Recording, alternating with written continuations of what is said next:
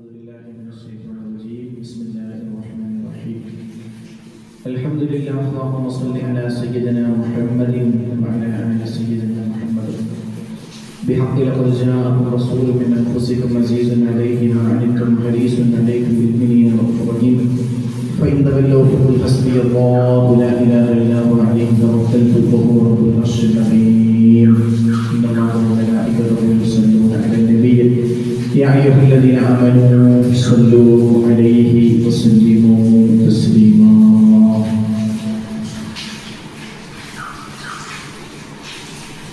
പ്രിയപ്പെട്ട മുഅ്മിനീങ്ങളെ മുഅ്മിനാത്തുകളെ,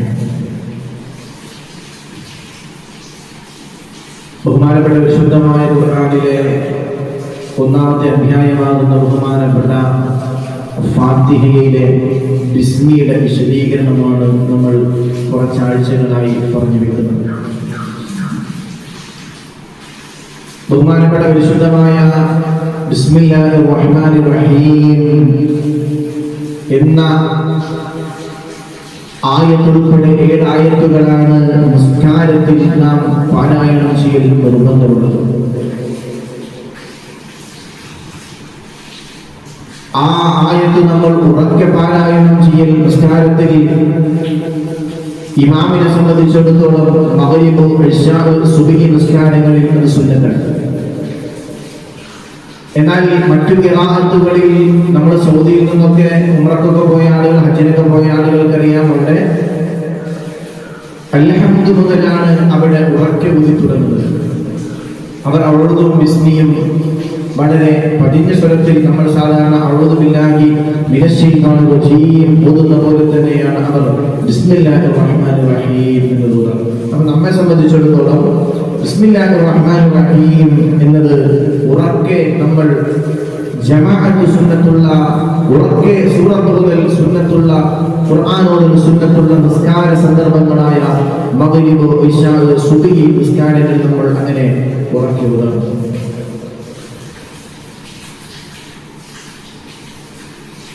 ഉമ്മമാരെ സംബന്ധിച്ചിടത്തോളം തീയുമായി ബന്ധപ്പെടേണ്ട സാഹചര്യമുണ്ട്. അടുത്തിടയിൽ ഹബീബായ റസൂലുള്ളാഹി സ്വല്ലല്ലാഹു അലൈഹി വസല്ലമ തങ്ങൾ ഓർമ്മപ്പെടുത്തുകയാണ്, സ്വഹാബ, ഏതൊരു നല്ല കർമ്മം ചെയ്യുമ്പോഴും അത് ബിസ്മി കൊണ്ട് തുടങ്ങണമെന്ന് മുഹമ്മദ് മുസ്തഫ. ഏതൊരു കർമ്മം തുടങ്ങുമ്പോഴും ബിസ്മി കൊണ്ട് തുടങ്ങണം. എന്നാൽ സ്ത്രീകൾ തീയുമായി കൂടുതൽ ബന്ധപ്പെടേണ്ട സാഹചര്യമുള്ളവരായതുകൊണ്ട് അവർ ബിസ്മിക്ക് മുമ്പ് അഊദു ഓതൽ വളരെ ശ്രദ്ധിക്കേണ്ട ഒരു കാര്യമാണ്.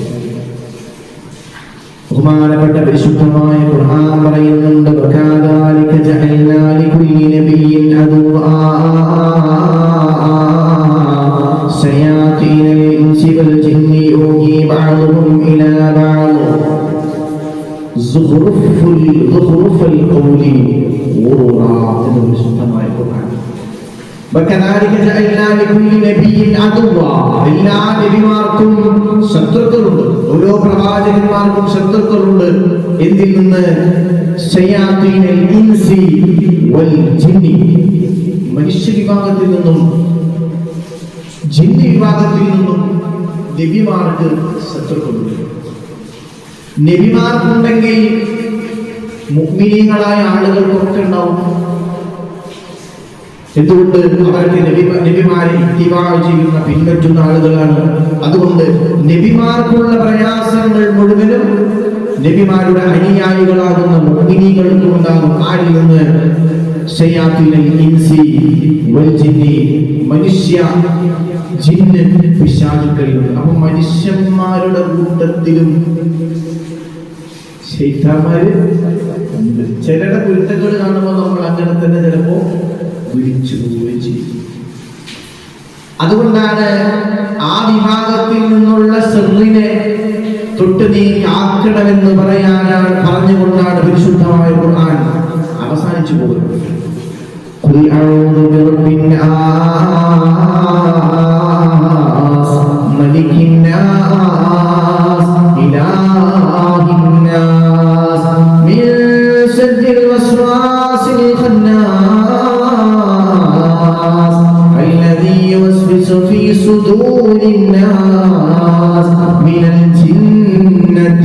വന്നാസ്. വസ്വാസുണ്ടാക്കുന്ന ജിന്നുകളിൽ നിന്നും മനുഷ്യരിൽ നിന്നും നീ കാക്കണം. അവസാനം പറഞ്ഞത് മനുഷ്യന്മാരെ മിനൽ ജിന്നത്തി, വസ്വാസുണ്ടാക്കുന്ന ജിന്നുകളിൽ നിന്നും വന്നാസ്, മനുഷ്യരിൽ നിന്നും കാക്കണം. വസ്വാസ് ഉണ്ടാക്കുന്ന ആരുടെ പണിയാണ്? പിശാചിന്റെ പണിയാണ്. വസ്വാസ് ഉണ്ടാകുന്നതിന് കൂടുതൽ സാഹചര്യമുള്ളത് സ്ത്രീകൾക്കാണ്. കാരണങ്ങൾ പലതാണ്. ഇന്നത്തെ ആളുകൾക്ക് കൂടുതൽ വസ്വാസ് കൂടുതലാണ്. കാരണം ബാത്റൂമിൽ കൂടുതൽ സമയം ചെലവഴിക്കുന്നു എന്നുള്ളതാണ്. ഇന്നത്തെ യുവതലമുറ ഫോണുമായിട്ട് നേരെ ബാത്റൂമിൽ പോവുകയാണ്. അവിടെ നിന്നിട്ടാണ് റീൽസ് കണ്ടത്, അവിടെ നിന്നിട്ടാണ് വീഡിയോസ് കണ്ടത്. എന്തേ? ആ സമയം കൂടെ കളയണ്ട, ആ സമയം മൊബൈലിൽ നോക്കുന്നത് കളയണ്ട. ഒരുപാട് രോഗങ്ങൾക്ക് കാരണം ഒരർത്ഥത്തിൽ ബാത്റൂമിലേക്ക് മൊബൈൽ കൊണ്ടുപോകലാണ്. എന്തുകൊണ്ട്? കൂടുതൽ ബാക്ടീരിയകൾ ബാത്റൂമിൽ ഉണ്ടാവും. ഫോണിന്റെ സ്ക്രീനിലേക്ക് അത് വരും.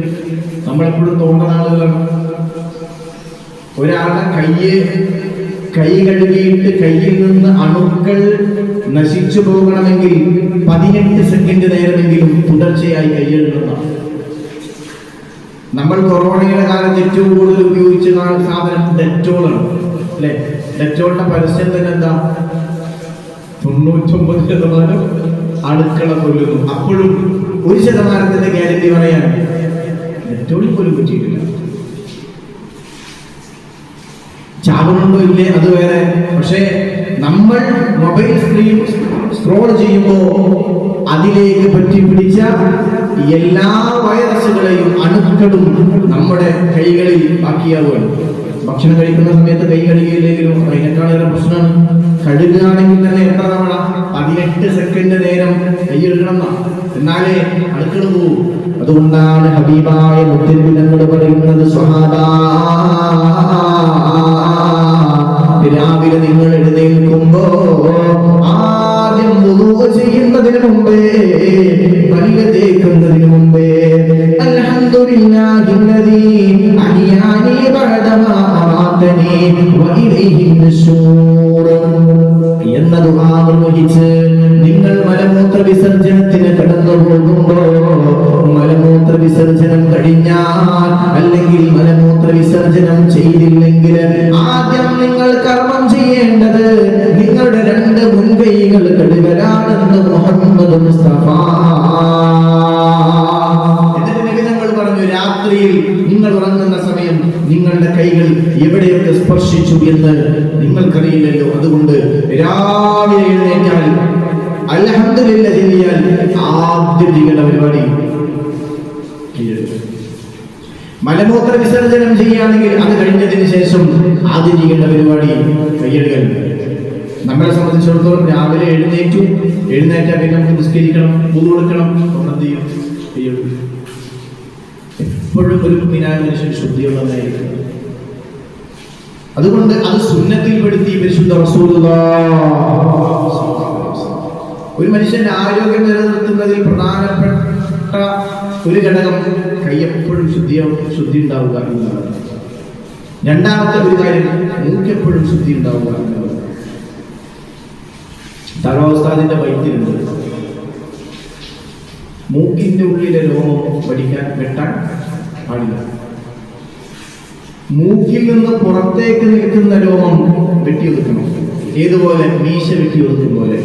മൂക്കിന്റെ ഉള്ളിൽ ഇപ്പോ നമ്മള് ബ്യൂട്ടി പാർലറിലൊക്കെ പോകും. ആ പോണ സമയത്ത് അവരെന്ത് ചെയ്യും? അല്ലെങ്കിൽ മുടി വെട്ടാൻ പോയാൽ തന്നെ ചിലപ്പോൾ അവരെന്ത് ചെയ്യും? മീശ ഒപ്പാക്കുന്നതിനിടയിൽ മൂക്കിന്റെ ഉള്ളിൽ എന്ത് ചെയ്യും? വെട്ടിക്കളയും. സമ്മതിക്കരുത്. മൂക്കിന്റെ ഉള്ളിലെ രോമം വെട്ടിക്കളയാൻ പാടില്ല. എന്തുകൊണ്ട്? ഏറ്റവും കൂടുതൽ പൊടിപടലങ്ങൾ കയറുന്നതിരിക്കാം മൂക്കിക്കാണ്. അതിനെ സംരക്ഷിക്കുമെന്ത്? രോമം. അതുകൊണ്ടാണ് വുളൂ ചെയ്യുന്ന സമയങ്ങളിൽ 5 നേരം വുളൂ ചെയ്യുമ്പോ നിങ്ങൾ വായിൽ വെള്ളം പിടിച്ച് മൂക്കിൽ വെള്ളം കയറ്റി ചീറ്റണമെന്ന് മുഹമ്മദ് മുസ്തഫ. ഒന്നുകിൽ വെള്ളം നേരെ എടുത്ത് വായിലേക്ക് വെക്കലോടുകൂടി ആ വെള്ളത്തിന്റെ ബാക്കി മൂക്കിലേക്ക് കയറ്റി ഇടത് കൈ കൊണ്ട് ചീറ്റിക്കളയണം. അതല്ലെങ്കിൽ ഒരു തവണ വെള്ളമെടുത്ത് വായിൽ പിടിച്ച് പിന്നെ വെള്ളമെടുത്ത് മൂക്കിലേക്ക് വലിച്ചു കയറ്റി ഇടത്തെ കൈ കൊണ്ട് ചീറ്റിക്കണം. അലർജിയുള്ള ആളുകൾക്ക് ഇത് പ്രശ്നം ഉണ്ടാകും. ആദ്യത്തിൽ തുമ്മലൊക്കെ അലർജിയുള്ള ആളുകൾക്ക് ദോഷമുണ്ടാകും. പക്ഷെ അത് റസൂലുള്ളാഹിയുടെ സുന്നത്താണെന്ന് കരുതി ചെയ്താൽ ഒരാഴ്ച അത് പ്രശ്നമാവുകയാണെങ്കിൽ പിന്നെ പ്രശ്നം പരിഹരിക്കപ്പെടും. പ്രശ്നം എന്താ വെച്ചിട്ടുണ്ടെങ്കിൽ നന്നായി പിടിക്കാൻ പാടില്ല. വെള്ളം തലച്ചോറിക്കുമ്പോൾ പ്രശ്നമാണ്. തലനീരിറങ്ങിയിട്ടില്ലേ നമുക്ക് ജലദോഷം ഉണ്ടാവുന്ന അർത്ഥത്തിൽ. തല, മൂക്ക്, വായ ഇതൊക്കെ പരസ്പരം ബന്ധമുണ്ട്. കണ്ണ് ബന്ധമുണ്ട്. കണ്ണും തൊണ്ടയും തമ്മിൽ ബന്ധമുണ്ട്. അതെങ്ങനെ പെട്ടെന്ന് മനസ്സിലാവുന്ന വെച്ചാൽ കണ്ണിൽ മരുന്നെത്തിച്ചാൽ തൊണ്ടയിൽ അതിന്റെ ടേസ്റ്റ് അറിയാൻ പറ്റും അല്ലേ? കണ്ണി മരുന്നെത്തിച്ച് കഴിഞ്ഞാൽ മൂക്കിൽ വെള്ളം കയറ്റിയാൽ കണ്ണിനറിയാൻ പറ്റും. കണ്ണൊക്കെ ചോക്കില്ലേ? മൂക്കിൽ വെള്ളം കയറിയാൽ വായിൽ എന്തായാലും അറിയാൻ പറ്റും. അപ്പൊ മൂക്കിലേക്ക് വെള്ളം നന്നായി വലിച്ചു കയറ്റരുത്. മൂക്കിലേക്ക് വെള്ളം സ്റ്റോർ ചെയ്ത് നേരെ നന്നായി ചീറ്റിക്കളയും. നന്നായി ചീറ്റിക്കളയും. എന്തേ? അങ്ങനെ കൃത്യമായി 5 നേരവും പൂർണ്ണമായ സുന്നത്തുകളെ പാലിച്ചുകൊണ്ട് വുളൂ ചെയ്യുന്നവർക്ക് ഒരു ആരോഗ്യ പ്രശ്നവും ഉണ്ടാവില്ല. അണുക്കൾ ശരീരത്തിൽ കയറുന്ന മറ്റൊരവയവം കാലിന്റെ ഉൾഭാഗമാണ്. കാലിന്റെ ഉൾഭാഗം അണുക്കൾ ശരീരത്തിലേക്ക് പെട്ടെന്ന് കയറും. കാലിന്റെ അടിയിൽ അണുക്കൾ കയറും. അതുകൊണ്ടാണ് പുണ്യ റസൂല് മലമൂത്ര വിസർജനത്തിന് വേണ്ടി നിങ്ങൾ ഖലായിൽ പ്രവേശിക്കുമ്പോ, ബാത്റൂമിൽ പ്രവേശിക്കുമ്പോ ചെരുപ്പ് ധരിക്കണമേ മുഹമ്മദ് മുസ്തഫ. ചെരുപ്പ് ധരിച്ചു, കാലിനെ പ്രൊട്ടക്ട് ചെയ്തു, തലമറച്ചു, മുകളിൽ നിന്നുള്ളതിനെയും പ്രൊട്ടക്ട് ചെയ്തു. മുത്തനബിയുടെ സുന്നത്ത് വഴി സല്ലല്ലാഹു അലൈഹി വസല്ലം. അപ്പോ പറഞ്ഞതിന്റെ ആകത്തുക അഊദു ബില്ലാഹി മിനശ് ശൈത്വാനിർ റജീം തീയുമായി ബന്ധപ്പെടുന്ന സമയങ്ങളിൽ ധാരാളമായി ചില വസ്വാസ് ഉണ്ടാക്കുന്നതിൽ മനുഷ്യന്മാരുണ്ട്, ശൈത്താന്മാരുണ്ട്. ഇപ്പൊ പിന്നെ ശൈത്താന്മാരെ പണികളൊക്കെ മനുഷ്യന്മാർ എടുക്കുന്നുണ്ട്. അവരാ വിഷയത്തിൽ കുറച്ചൊക്കെ ഫ്രീ ആണ്.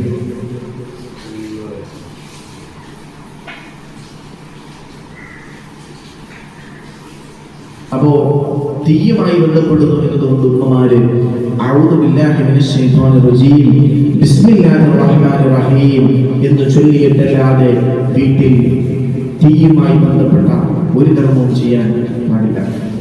ഇതിന്റെ കാവലുണ്ടാവും. അള്ളാഹു തൗഫീഖ് ചെയ്യട്ടെ. അള്ളാഹു നമ്മളൊക്കെ കാത്ത് രക്ഷിക്കട്ടെ. എന്തേ?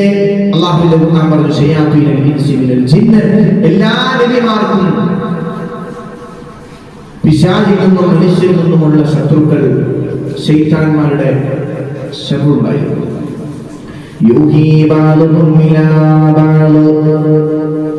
അവരെന്ത് ചെയ്യുന്നറിയോ? അവരെന്ത് ചെയ്യും? അവരെ പരസ്പരം ശത്രുക്കളാക്കിയിട്ടുണ്ട്.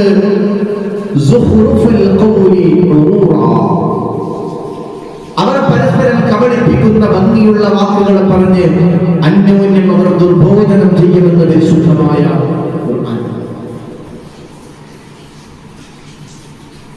രണ്ടവയവങ്ങളെ ഒരു മനുഷ്യൻ സൂക്ഷിക്കുകയാണെങ്കിൽ പിശാചിനെ അവനെ തൊടാൻ കഴിയില്ല. നമ്മൾ അവിടുന്ന് ബിസ്മി കൂടെ ഇങ്ങനെ മുട്ടിപ്പോവാണ്.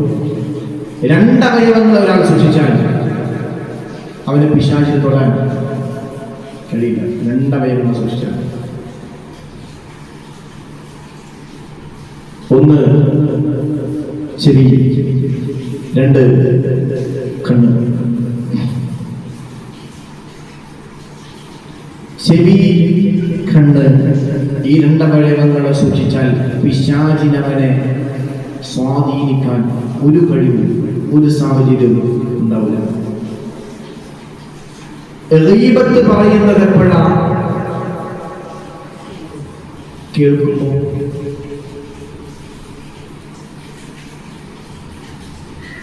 കളവ് പറയുന്നത് എപ്പോഴാ? ഒരു കാര്യം കേൾക്കുമ്പോ അല്ലെങ്കിൽ കാണുമ്പോ. ചെവി കേൾക്കാത്ത ഒരാൾക്ക് സംസാരിക്കാൻ കഴിയാത്ത ഒരാൾക്ക് എന്ത് കേൾക്കൂല?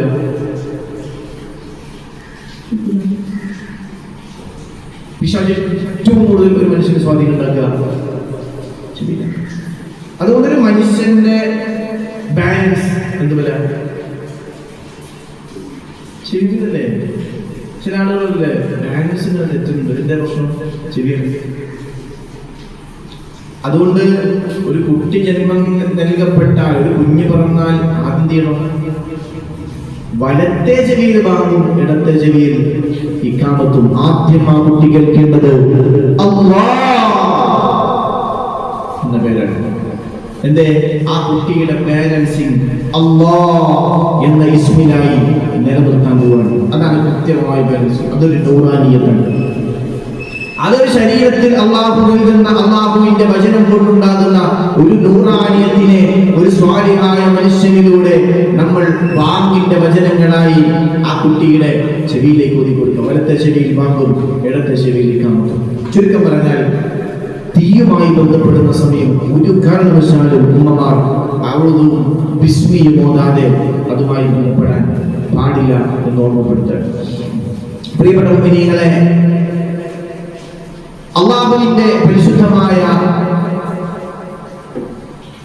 പേരുൾക്കൊള്ളുന്ന ബിസ്മില്ലാഹിർ റഹ്മാനിർ റഹീം എന്ന വചനം നബി സല്ലല്ലാഹു അലൈഹി വസല്ലം തങ്ങൾ ഏതൊരു കർമ്മത്തിന്റെയും തുടക്കത്തിൽ ബിസ്മി ചൊല്ലിയിരുന്നു. മുഹമ്മദ് മുസ്തഫ സല്ലല്ലാഹു അലൈഹി വസല്ലം ഏതൊരു കർമ്മത്തിന്റെയും നബി സല്ലല്ലാഹു അലൈഹി വസല്ലം തങ്ങൾ ഏതൊരു കർമ്മത്തിന്റെയും തുടക്കത്തിൽ ബിസ്മി ചൊല്ലിയിരുന്നു എന്ന് മാത്രമല്ല, ബിസ്മി ചൊല്ലാനുള്ള കൽപ്പനയുമുണ്ട് പുണ്യ നബിയുടെ സ്വല്ലല്ലാഹു അലൈഹി വസല്ലം. എന്തേ ബിസ്മിയുടെ പ്രത്യേകത? ഹബീബായ മുഹമ്മദ് റസൂലുള്ളാഹി സ്വല്ലല്ലാഹു അലൈഹി വസല്ലം തങ്ങൾ ഇസ്രാഈന്റെ മിഅ്റാജിന്റെ രാത്രിയിൽ നബി തങ്ങൾ ആകാശാരോഹണം നടത്തുമ്പോൾ, കഴിഞ്ഞ ആഴ്ച നമ്മൾ കുറച്ച് പറഞ്ഞു അല്ലേ? ഇസ്രാഈലിനെ കുറിച്ച് പറഞ്ഞില്ലേ അല്ലേ? ബഹുമാനപ്പെട്ട വിളിയങ്കോട് ഉമർ ഖാദി റളിയല്ലാഹു തആല അൻഹു പാടിയ ഒരു ബൈത്തിനെ നമ്മൾ അല്പം പറഞ്ഞു വെച്ചു. ഹത്താനി ബഗിരിൻ നൂരി ജിബ്രീൽ വഖഫ് ഫി ശദ്ദിഹി ഖുർബൻ ഫബദഅ തഖഫ് ദഅനി തഖദ്ദം യാ ഹബീബി ലാ തഖഫ് അബ്ശിർ തുനാജി റബ്ബകൽ ഖയ്യൂമാ സല്ലു അലൈഹി വസല്ലിമു തസ്ലീമാ.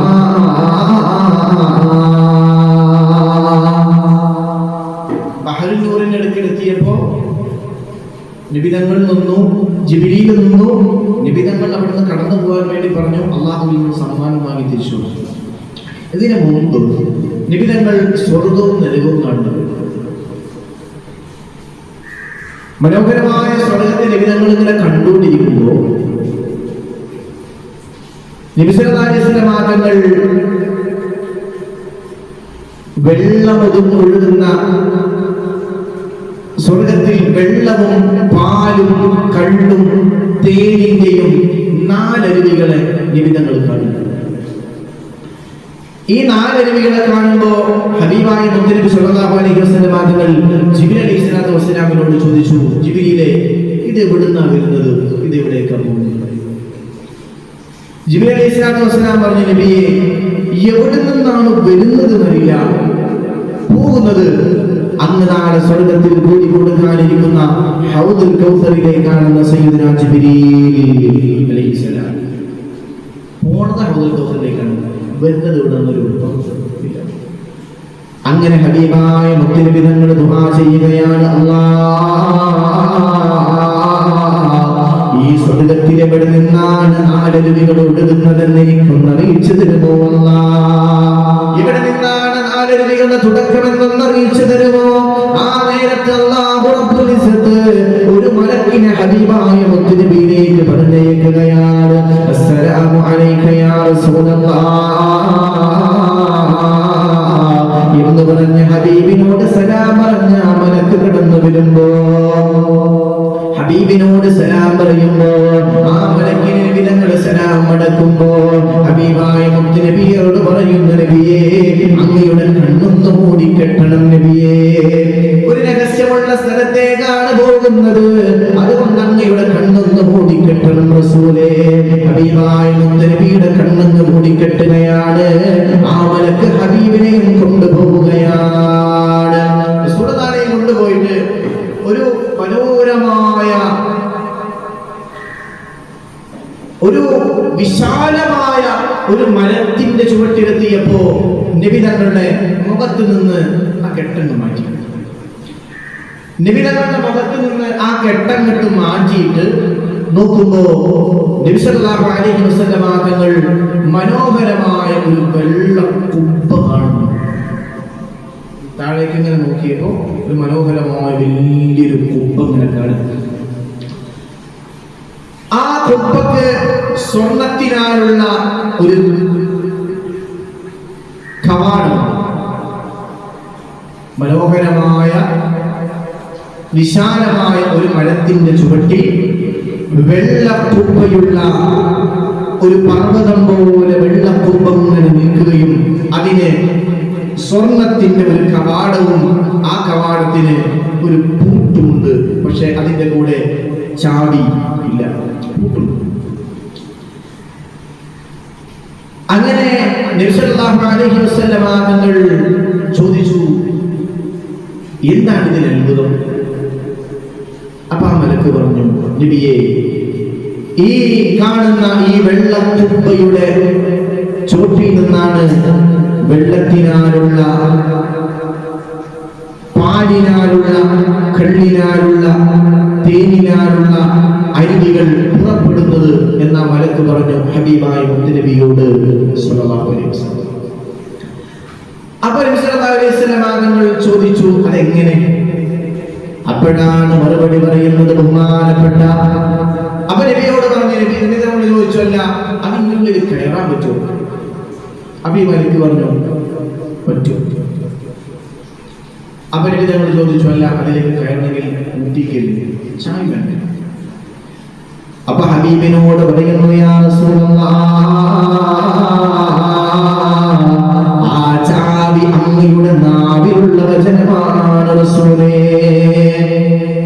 വിശാലമായ ഒരു മരത്തിന്റെ ചുവട്ടില് വെള്ളക്കുബ്ബയോട്, ആ വെള്ളക്കുബ്ബ വിശാലമായ വെള്ളക്കുബ്ബ, ആ വെള്ളക്കുബ്ബയിലെ സ്വർണത്തിന്റെ ഒരു താക്കോൽ, സ്വർണത്തിന്റെ ഒരു കവാടം, ആ കവാടത്തിന്റെ ഒരു താക്കോലും ആ കവാടത്തിന്റെ ഒരു പൂട്ടുണ്ട്. ആ പൂട്ട് അങ്ങെപ്പോഴും ചൊല്ലണമെന്ന് പറയുന്ന, അങ്ങെപ്പോഴും പറയണമെന്ന് പറയുന്ന, അങ്ങെപ്പോഴും ഏതൊരു കർമ്മത്തിന്റെയും തുടക്കത്തിൽ നിങ്ങൾ ചൊല്ലണമെന്ന് അങ്ങയുടെ ഉമ്മത്തിനോടെന്ന് പറയുന്ന വചനമില്ലേ? ജിബ്രീൽ എന്ന മാലാഖ അങ്ങേ ആദ്യമായി ഇറക്കിയ വചനമില്ല റസൂലേ. ബിസ്മില്ലാഹിർ റഹ്മാനിർ റഹീം. ഈ വചനം കൊണ്ടാണ് അതിന്റെ പൂട്ട് തുറക്കുന്നതെന്ന് മലക്ക് പറയുന്നു മുഹമ്മദ് മുസ്തഫ. ബിസ്മില്ലാഹിർ റഹ്മാനിർ റഹീം എന്ന് ആ പൂട്ടിന്റെ ഭാഗത്ത് പോയി നിബിധങ്ങൾ പറഞ്ഞപ്പോ ആ പൂട്ട് തുറന്നു. നിബിധങ്ങൾ അതിന്റെ ഉള്ളിലേക്ക് നോക്കിയപ്പോ ബഹുമാനപ്പെട്ട പരിശുദ്ധമായ ബിസ്മില്ലാഹിർ റഹ്മാനിർ റഹീമിലെ ബിസ്മിയിലെ മീമിൽ നിന്ന് വെള്ളമെന്ന പുഴയും അല്ലാഹ് ബിസ്മില്ലാഹി, ബിസ്മില്ലാഹി എന്ന വാക്ക് എന്താ? അല്ലാഹു എന്നുള്ളതല്ലേ അല്ലേ? ബി ഇസ്മു ഇല്ലാഹി. ബിസ്മിയിലെ മീമിൽ നിന്ന് ബിസ്മി, മൂന്നാമത്തെ അക്ഷരമായ മീം, ബിസ്മിയിലെ മീമിൽ നിന്ന് വെള്ളമെന്ന അരുവിയും ബിസ്മില്ലാഹി ലില്ലാഹി എന്ന വാക്കിലെ അല്ലാഹ് എന്ന ഇസ്മിലെ, അല്ലാഹ് എന്ന ഇസ്മിലെ ഹായിൽ നിന്ന് അല്ലാഹ്, അവസാനത്തെ അക്ഷരമാകുന്ന ഹായിൽ നിന്ന് പാലെന്ന നദിയും അരുവിയും റഹ്മാൻ എന്ന വാക്കിലെ മീമിൽ നിന്ന് കള്ളിന്റെ പുഴയും റഹീം എന്ന വാക്കിലെ മീമിൽ നിന്ന് തേനിന്റെ പുഴയും അല്ലാഹു ഉണ്ടാക്കിയത് കണ്ടു മുഹമ്മദ് മുസ്തഫ സ്വല്ലല്ലാഹു അലൈഹി വസല്ലം. ഇത് കണ്ട് നബി തങ്ങൾ ബിസ്മി എന്ന ചാവി കൊണ്ട് ആ പൂട്ട് തുറന്ന് നിബിതങ്ങൾ ബിസ്മില്ലാഹിർ റഹ്മാനിർ റഹീം എന്ന ആയത്തിലെ അക്ഷരങ്ങളെ കൊണ്ട് അല്ലാഹു പുറപ്പെടുവിച്ച സ്വർഗത്തിലെ 4 അരുവികളും കണ്ടിട്ട് നിബിതങ്ങളോട് ഈ മലക്ക് പറഞ്ഞു, നബിയെ, ആർക്ക് വേണമെങ്കിലും ഇതിൽ നിന്ന് പിടിക്കാം. നിബന്ധന, അവർ ധാരാളമായി ബിസ്മി ചൊല്ലുന്ന ആളുകളാണെങ്കിൽ അവർക്ക് സ്വർഗത്തിൽ നിന്ന് ഇതിനെ പിടിക്കാമെന്ന് മുഹമ്മദ് മുസ്തഫ. സ്വർഗം പറഞ്ഞ സത്യത്തിൽ നമുക്കൊന്നും തിരിയൂല. ഇപ്പൊ ഞാനോട് പറഞ്ഞു, ബിസ്മി എന്ന അക്ഷരത്തിലെ നീവിൽ നിന്ന് വെള്ളത്തിന്റെ പുഴ നിബിധങ്ങൾ കണ്ടു എന്ന് പറഞ്ഞപ്പോൾ നമുക്കത് ബുദ്ധി കൊണ്ട് ഉൾക്കൊള്ളാൻ പറ്റുള്ളൂ. അത് എങ്ങനെയായിരിക്കും നമ്മൾ ചിന്തിക്കാം? ആണല്ലേ? അല്ലേ? അല്ലാഹ് എന്ന വാക്കിലെ ഹായിൽ നിന്ന് പാലിന്റെ അരുവി, അതെങ്ങനെയായിരിക്കും? സ്വർഗത്തിൽ ഒന്നും നമുക്ക് ചിന്തിക്കാൻ പറ്റില്ല.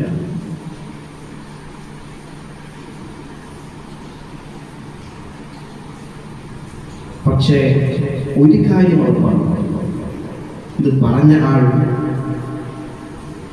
തന്റെ ആയുസ്സിൽ അല്ലാഹുവിനെ നിങ്ങൾ ആരാധിക്കണമെന്ന് പറഞ്ഞു തുടങ്ങുന്ന കാലം വരെയും തമാശക്ക് പോലും ഒരു കളവ് പറയാത്ത ആളാണ് മുഹമ്മദ് മുസ്തഫ. ജനങ്ങൾക്കിടയിൽ ഒരു അഭിപ്രായ വ്യത്യാസമില്ലാത്ത ആളാണ് മുഹമ്മദ് മുസ്തഫ. ശത്രുക്കൾ പോലും അള്ളാഹുവിന്റെ ഹബീബ് പ്രബോധനത്തിലായിരിക്കുന്ന കാലഘട്ടങ്ങളിൽ നബി തങ്ങളെ ആക്രമിക്കാനും പ്രയാസപ്പെടുത്താനും കല്ലെറിയാനും മണ്ണുവാരിയിടാനും ഒക്കെ എല്ലാ തരത്തിലും നേതൃത്വം കൊടുക്കുകയും അനുയായികളായിരിക്കുകയും ചെയ്യുന്ന ആളുകളുടെ സൂക്ഷിപ്പ് മുതൽ അപ്പോഴും മുഹമ്മദ് നബിയുടെ വീട്ടിലുണ്ട് സ്വല്ലല്ലാഹു അലൈഹി വസല്ലം. കാരണം ഒരാളെ ഒരു മുതലും വിശ്വസിച്ചേൽപ്പിക്കാൻ പറ്റില്ല. തന്റെ ശത്രുവിന്റെ മുതല് മുത്തുനബിയുടെ വീട്ടിലുണ്ട്. അതുകൊണ്ടാണ് ഹിജ്റ പോകുന്ന സമയത്ത് അലി റളിയല്ലാഹു അൻഹുവിനെ ഏൽപ്പിച്ചു. എന്ത്? വീട്ടിൽ ഇന്നാലിന്ന സാധനങ്ങൾ ഇന്നാലിന്ന ആളുകൾ ഏൽപ്പിച്ചിട്ടുണ്ട്, ഞാനും സിദ്ദീഖും കൂടെ പോവാണ്. ഇത് കൊടുത്തിട്ട് എല്ലാവരുടെ മുതലും തിരിച്ചു കൊടുത്തിട്ട്, അലിയെ നിങ്ങൾ വന്നാൽ മതിയെന്ന് മുഹമ്മദ് മുസ്തഫ. അപ്പൊ സ്വർഗത്തെ പറഞ്ഞാൽ നമുക്കൊന്നും തിരിയില്ല. സ്വർഗത്തിന്റെ എത്ര വിശദീകരണം കേട്ടാലും നമുക്കൊന്നും തിരിയില്ല, ഒന്നും തിരിയില്ല. പക്ഷെ ഒരു കാര്യം ഉറപ്പാണ്, ഇതൊക്കെ പറഞ്ഞ ആൾ ലോകത്ത് അൽ അമീൻ അസ്വാദിഖ് എന്ന് വിളിക്കപ്പെട്ട ആളാണ് മുഹമ്മദ് മുസ്തഫ. അതുകൊണ്ട് സ്വർഗം അള്ളാഹുവിന്റെ സൃഷ്ടിയാണെങ്കിൽ അശ്റഫുൽ ഖൽഖ് അല്ല. സ്വർഗം സൃഷ്ടിയല്ലേ, നരകം സൃഷ്ടിയല്ലേ, സൂര്യൻ സൃഷ്ടിയല്ലേ, നക്ഷത്രങ്ങൾ സൃഷ്ടിയല്ലേ, ഇതൊക്കെ സൃഷ്ടിയല്ലേ. എന്നാൽ ജിബ്രീൽ അലൈഹിസ്സലാം സൃഷ്ടിയല്ലേ, അല്ലാഹുവിന്റെ പടപ്പല്ലേ. പക്ഷേ ആ ജിബ്രീലിന് പോലും അല്ലാഹു അശ്റഫുൽ ഖൽഖ് എന്നൊരു പേര് കൊടുത്തില്ല. അശ്റഫുൽ ഖൽഖ്, സൃഷ്ടികളിൽ ഏറ്റവും ഉത്തമനായവർ മുഹമ്മദ് മുസ്തഫ നബിയാണ്. അതുകൊണ്ട് മുഹമ്മദ് നബി പറഞ്ഞു, അതുകൊണ്ട് നമ്മൾ വിശ്വസിച്ചു. നമ്മുടെ ഈമാന്റെ അടിസ്ഥാനത്തിൽ മുഹമ്മദ് നബി പറഞ്ഞു, അതുകൊണ്ട് നമ്മൾ വിശ്വസിച്ചു. ഉമ്മ പറഞ്ഞ ഒരു കാര്യത്തിലും കുട്ടിക്ക് സംശയം ഉണ്ടാവില്ല. എന്തുകൊണ്ട്? മുഹമ്മദിൽ മീമുണ്ട്, ഉമ്മയിലും മീമുണ്ട്. ഒരു കുഞ്ഞ് ഉമ്മയുടെ ഉദരത്തിൽ നിന്ന് പുറത്തേക്ക് വന്നതിന് ശേഷം ആദ്യം ഉരുവിട്ട ശബ്ദം മീമാണ്. മീമോടെ തുടങ്ങും മദീന എന്ന് പറയുന്നൊരു പാട്ട്. മീമോടെ തുടങ്ങും മദീന. മീമ് അക്ഷരങ്ങളുടെ കൂട്ടത്തിൽ ഒരുപാട് രഹസ്യമുള്ള അക്ഷരങ്ങൾ. ബാഇനെ കുറിച്ച് നമ്മൾ പറഞ്ഞു, ഇന്നല്ലെങ്കിൽ അടുത്ത ക്ലാസ്സിലൊക്കെ ആയിട്ട് പറയും. ബാഇന്റെ അക്ഷരത്തിന്റെ രഹസ്യം മീമ്. മീമ് മീമ് മുഹമ്മദ് തുടങ്ങുന്നത് മീമിലാണ്.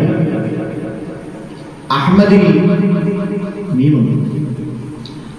അഹ്മദിലെ അല്ലാഹ് എന്ന ജലാലിയത്തിന് തുടങ്ങുന്ന അക്ഷരമാകുന്ന അലിഫിനെ മാറ്റി മീമിനെ വെച്ചാൽ അഹ്മദ് മുഹമ്മദ്. ഉമ്മ, ഒരു മനുഷ്യനോട് ഏറ്റവും ബന്ധമുള്ള ആള് ഉമ്മ. ആ ഉമ്മയുടെ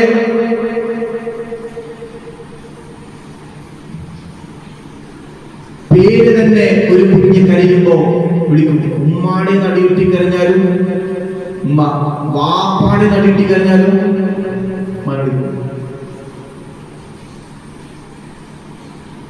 മീം രഹസ്യങ്ങളുടെ. അതുകൊണ്ടാണ് ഇവിടെ നോക്കിയ ബിസ്മിയിലെ മീമിൽ നിന്ന് ഒരു പുഴ, അല്ലാഹ് എന്നതിലെ ഹായിൽ നിന്ന് പാലിന്റെ അരുവി, റഹ്മാൻ എന്നതിലെ മീമിൽ നിന്ന് കള്ളിന്റെ പുഴയെ, റഹീം എന്ന മീമിൽ നിന്ന് തേനിന്റെ പുഴയെ മുത്തുനബി തങ്ങൾ കാണുന്നു. അവിടെയും മെജോറിറ്റി ഉള്ള അക്ഷരം മീമാണ്.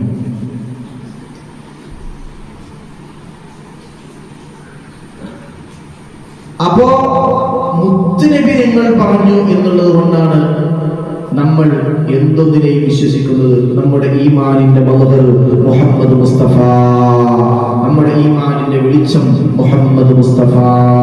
അതുകൊണ്ട് കുട്ടികൾക്ക് നിർബന്ധമായും റസൂലുള്ളാഹിനെ കുറിച്ച് പറഞ്ഞു കൊടുക്കുക തന്നെ വേണം. നിബിധങ്ങളെ തിരിയാത്തതാണ് നമ്മുടെ കുട്ടികളുടെ ഏറ്റവും വലിയ. എല്ലാ നിരീശ്വരവാദികളും എല്ലാ ലിബറലിസ്റ്റുകൾക്കും അള്ളാഹുവിനോടൊരു വിരോധം ഇല്ല. അള്ളാഹുവിനൊരു വിരോധമില്ല. വിരോധം മുഴുവൻ മുഹമ്മദ് നബിയോടാണ് സ്വല്ലല്ലാഹു അലൈഹി വസല്ലം. റസൂലുള്ളാഹിനോട് അള്ളാഹിനോട് അവർക്ക് എന്ത് വിരോധം? ഒരു വിരോധമല്ല. ഏതൊരു പൊട്ടനും അറിയാം ഇതൊന്നും വെറുതെ ഉണ്ടാവില്ല.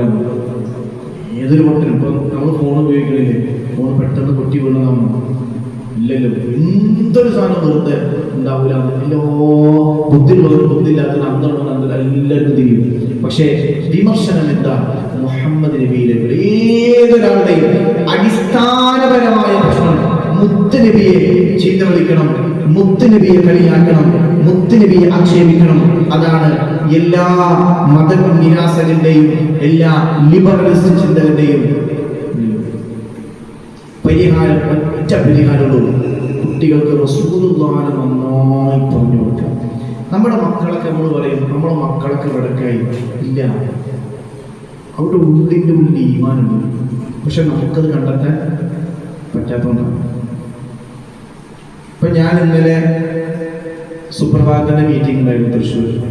അപ്പൊ ഞാൻ കുന്നംകുളം ബസ് കയറിയ സമയത്ത് കുറെ നേരം നിന്നു. പിന്നെ കുറച്ച് കഴിഞ്ഞപ്പോൾ എനിക്ക് സീറ്റ് കിട്ടിയപ്പോൾ ഞാൻ ഇരുന്നപ്പോൾ പ്രൈവറ്റ് ബസ്സാണ്. ഞാൻ ഇരിക്കുന്ന ഇടത്തെ സൈഡിൽ 2 സീറ്റുള്ള ഭാഗത്താണ്. എൻ്റെ നേരെ വലത്തെ ഭാഗത്ത് 3 സീറ്റുണ്ട്. അതിൽ അറ്റത്ത് ഒരു ഹിന്ദുവായ പെൺകുട്ടിയുണ്ട്, അതിൻ്റെ ഇപ്പുറത്ത് ഒരു മുസ്ലിമായ പെൺകുട്ടിയുണ്ട്, അതിൻ്റെ ഇപ്പുറത്ത് ഒരു ചെറുപ്പക്കാരനുണ്ട്. എന്തായാലും ആങ്ങളച്ചക്കനാവില്ല. സംസാരം ഇടപെടലൊക്കെ നമുക്ക് ഏകദേശം ധാരണയുണ്ട്. ആങ്ങളച്ചക്കനാണ്. ചിലപ്പോൾ കൂടെ പഠിക്കുന്ന ആളാവാം, അല്ലെങ്കിൽ മഹറമല്ലാത്ത ആരെങ്കിലും ആവാം. അതൊന്നും പറയാനില്ല, നമ്മൾ പറഞ്ഞിട്ടും കാര്യമില്ല. പക്ഷേ ഈ പെൺകുട്ടി ഞാൻ പുറകിൽ നിൽക്കുമ്പോൾ ഇതിന് 3 ആളിരിക്കുമ്പോൾ ഞാൻ എന്തെങ്കിലും ശ്രദ്ധിച്ചു. എന്നിട്ട് ഞാൻ സീറ്റിൽ വന്നിരുന്നത് മുതൽ ഈ പെൺകുട്ടി തലങ്ങട് മറിച്ചു. ഇതെന്താ?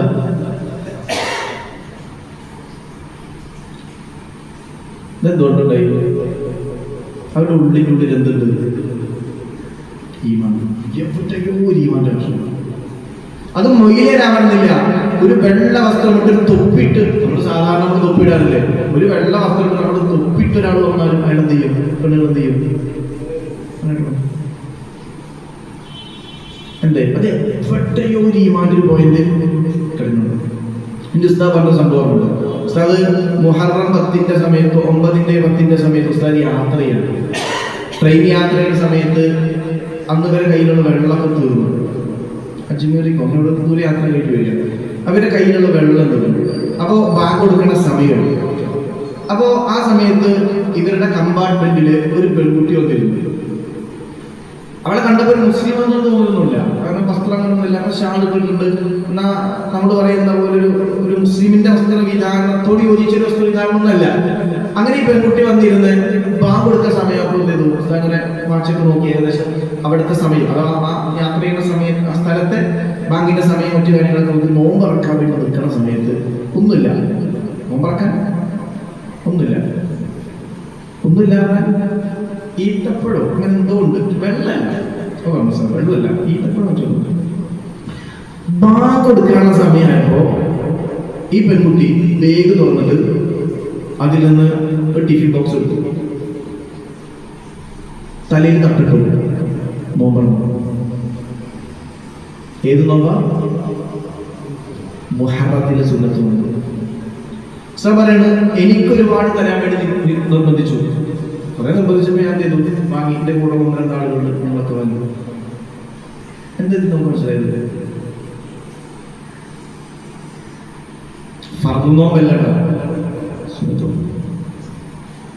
നമ്മുടെ കുട്ടികളുടെ ഹൃദയത്തിന്റെ ഉള്ളിൽ എവിടെയോ ഈമാനുണ്ട്. ആ ഈമാനിനെ നഷ്ടപ്പെടുത്താനാണ് കൂടെയുള്ള ആളുകളൊക്കെ പരിശ്രമിക്കുന്നത്. എല്ലാ മനുഷ്യന്മാരും എന്ന് പറഞ്ഞാൽ പ്രത്യേകിച്ച് ലിബറൽ ചിന്തകളുള്ള ആളുകളൊക്കെ. എന്നാൽ ആ ഉള്ള ഈമാൻ നമുക്ക് എന്ത് ചെയ്താൽ മതി? ഒന്ന് ബൂസ്റ്റ് ചെയ്താൽ മതി. നമ്മൾ കുട്ടികളൊക്കെ നല്ല കുട്ടികൾ. ഒരു കാര്യം കൂടി അതിൽ മനസ്സിലാക്കാം, ഒരു മനുഷ്യനെ നമുക്ക് വിലയിരുത്താൻ അവകാശം ഇല്ല. അയാളും പഠിച്ചവരും തമ്മിലുള്ള ബന്ധത്തെ നമുക്ക്, ഞങ്ങളോട് പറഞ്ഞിട്ടില്ലേ, 2 ചെറുപ്പക്കാർ അവരെന്ത് ചെയ്തു? ഒരാൾ പള്ളിയിൽ കയറി നിസ്കരിച്ചു, ഒരാൾ പള്ളിയിൽ കയറാൻ ഉണ്ടാക്കില്ല. ഞാൻ പറഞ്ഞില്ലേ, കുറേ മുമ്പ് എപ്പോഴും പറഞ്ഞിട്ടുണ്ടോ? ആ പള്ളിയിൽ കയറി നിസ്കരിച്ചു വരുമ്പോൾ ചോദിച്ചു, അല്ല നീ എന്താ നിസ്കരിക്കാൻ വരാതിരുന്നത്? അപ്പോൾ പറഞ്ഞു, ഞാൻ അള്ളാഹുവിനോട് ഏറ്റവും കൂടുതൽ തെറ്റിയ ആളാണ്, അതുകൊണ്ട് അള്ളാഹുവിന്റെ പള്ളിയിൽ കയറാൻ എനിക്ക് മനസ്സിനങ്ങോട്ട് തോന്നുന്നില്ല. സത്യത്തിൽ നിസ്കരിച്ചവനെ അള്ളാഹു പരിഗണിക്കുന്നതിനേക്കാളേറെ അള്ളാഹു പരിഗണിക്കാതെ ഈ മനസ്സിൽ അള്ളാഹുവിനോട് ഞാൻ തെറ്റ് ചെയ്തു പോയല്ലോ, ഞാൻ എങ്ങനെ നിന്റെ ഭവനമാകുന്ന പള്ളിയിലേക്ക് കിടക്കുമെന്ന് ഉള്ളറിഞ്ഞ് ചോദിച്ചവനാണെങ്കിൽ നിസ്കരിച്ചവനെക്കാളും അള്ളാഹു പരിഗണിക്കാം. നിസ്കരിക്കാത്തവനെ നിസ്കരിച്ചവനൊരു ബോധം ഉണ്ടാവും, എന്താ? ഞാൻ നിസ്കരിച്ചു. മറ്റവനെന്താ ബോധം? ഞാൻ തെറ്റുകാരനായി ജീവിക്കുമ്പോഴും ഞാൻ അള്ളാഹുവിനോട് എതിര് കാണിച്ചല്ലോ എന്നൊരു ബോധം. ഒരു മനുഷ്യനെ വിലയിരുത്താൻ പറ്റില്ല, ഒരു മനുഷ്യൻ. അപ്പോ നമ്മുടെ കുട്ടികളുടെ കൽവിന്റെ ഉള്ളിൽ ഈമാന്റെ അംശം എവിടൊക്കെയോ ഉണ്ട്, എവിടൊക്കെയോ ഉണ്ട്. അതിനെ കണ്ടെത്തി എന്ത് ചെയ്യണം? നമ്മളൊന്ന് ബൂസ്റ്റ് ചെയ്ത് കൊടുത്താൽ കുട്ടികളൊക്കെ നല്ല റാഹത്തോടുകൂടെ ആ ഒരു നന്മകളെ പിന്തുടരാൻ പറ്റും. പക്ഷേ എല്ലാ സപ്പോർട്ടും എവിടെ വേണം? വീട്ടിൽ വേണം. കുല്ലു മൗലൂദിൻ യൂലദു അലൽ ഫിത്റാ, ഏതൊരു കുഞ്ഞും ശുദ്ധമായ പ്രകൃതിയിലാണ് ജനിച്ചു വീഴേണ്ടതെന്ന് മുഹമ്മദ് മുസ്തഫ. ഏത് കുട്ടിയും ശുദ്ധമായ പ്രകൃതിയിലാണ്. ആരാണ് അവനെ വഴിതെറ്റിക്കുന്നത്? ആരാണ് അവനെ മോശക്കാരനാക്കുന്നത്? അല്ലാഹുവിന്റെ റസൂൽ പറയുന്നു, സ്വഹാബ, അതവന്റെ മാതാപിതാക്കളാണെന്ന് മുഹമ്മദ് മുസ്തഫ.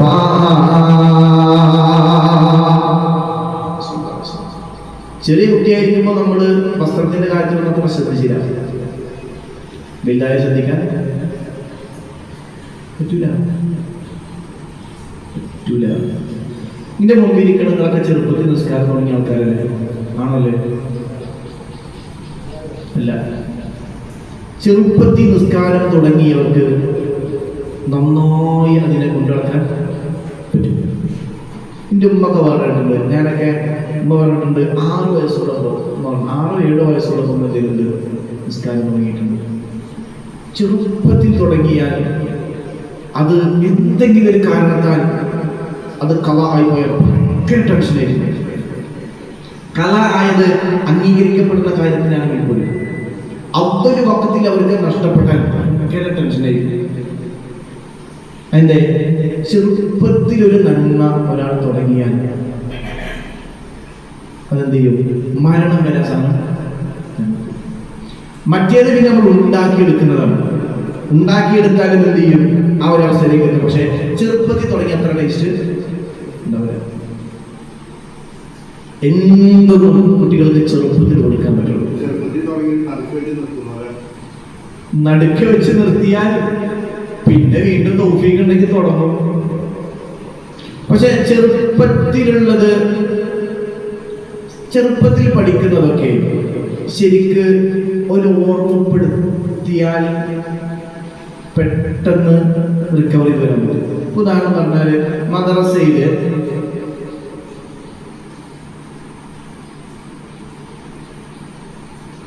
ഹൈദരക്തം, നിഫാസ് രക്തം, ഈ വിഷയങ്ങളെ കുറിച്ചൊക്കെ ചെറിയ ക്ലാസ്സിൽ പഠിപ്പിച്ചു കൊടുക്കും. ഇത്ര കാലാവധിയാണ് ഹൈദരക്തം ഉണ്ടാവുക, നിഫാസ് രക്തം ഇത്ര ദിവസം വരെ സാധാരണഗതിയിൽ ഇത്ര വരെ, കൂടിയാൽ ഇത്ര എന്നൊക്കെ പറഞ്ഞു കൊടുക്കും. ഇത് ചെറിയ 4ാം ക്ലാസ്സിലോ 5ാം ക്ലാസ്സിലോ പഠിപ്പിക്കും. അപ്പൊ ഇതുണ്ടാവുമോ? ഉണ്ടാവുമോ? ഇല്ല. പിന്നെന്തിനാ പഠിപ്പിച്ചു കൊടുത്തത്?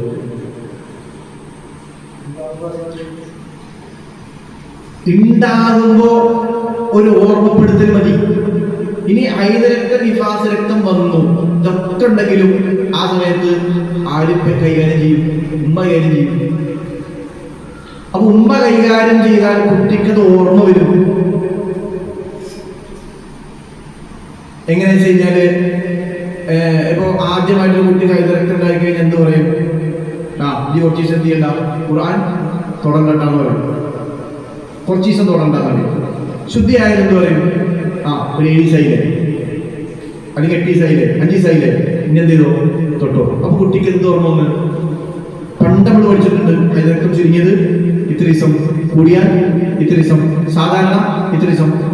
അപ്പൊ മദ്രസയിൽ പഠിപ്പിച്ചു കൊടുക്കുന്നത് എന്താ വെച്ച് കഴിഞ്ഞാല്, അത് പിന്നീട് ഓർമ്മയുണ്ടാകേണ്ട സമയത്തേക്ക് ഒരു മുൻകരുതൽ എന്നത് നടത്തുകയാണ്. അപ്പോ ഒന്നിങ്ങനെ പറഞ്ഞു ഓർമ്മയുണ്ടല്ലോ.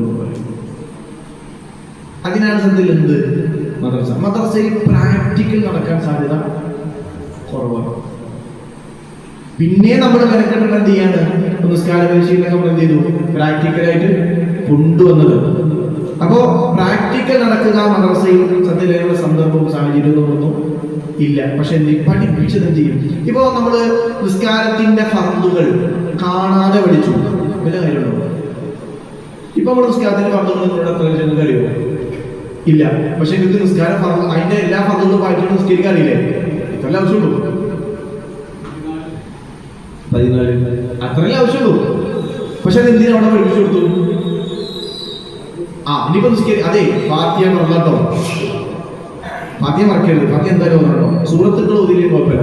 അപ്പൊ ഒരു കാര്യം കിട്ടി, നിസ്കാരത്തിന്റെ ഫർളുകളിൽ എന്തുണ്ട്? ഫാത്തിഹ പറഞ്ഞാണ്. അത്തയ്യാത്ത് മറക്കരുതോ എന്തേ? അപ്പൊ ഒരു കാര്യം കിട്ടി, അത്തയ്യാത്ത് ഫർദാണ്. ഇതൊക്കെ നമ്മൾ 1, 2, 3, 4, 5 പറഞ്ഞിട്ട് ഇവിടെ പഠിച്ചു, മദ്രസയിൽ പഠിച്ചു. അപ്പോ മദ്രസയിലെ നമ്മുടെ പഠനം എന്ന് പറഞ്ഞാൽ അത്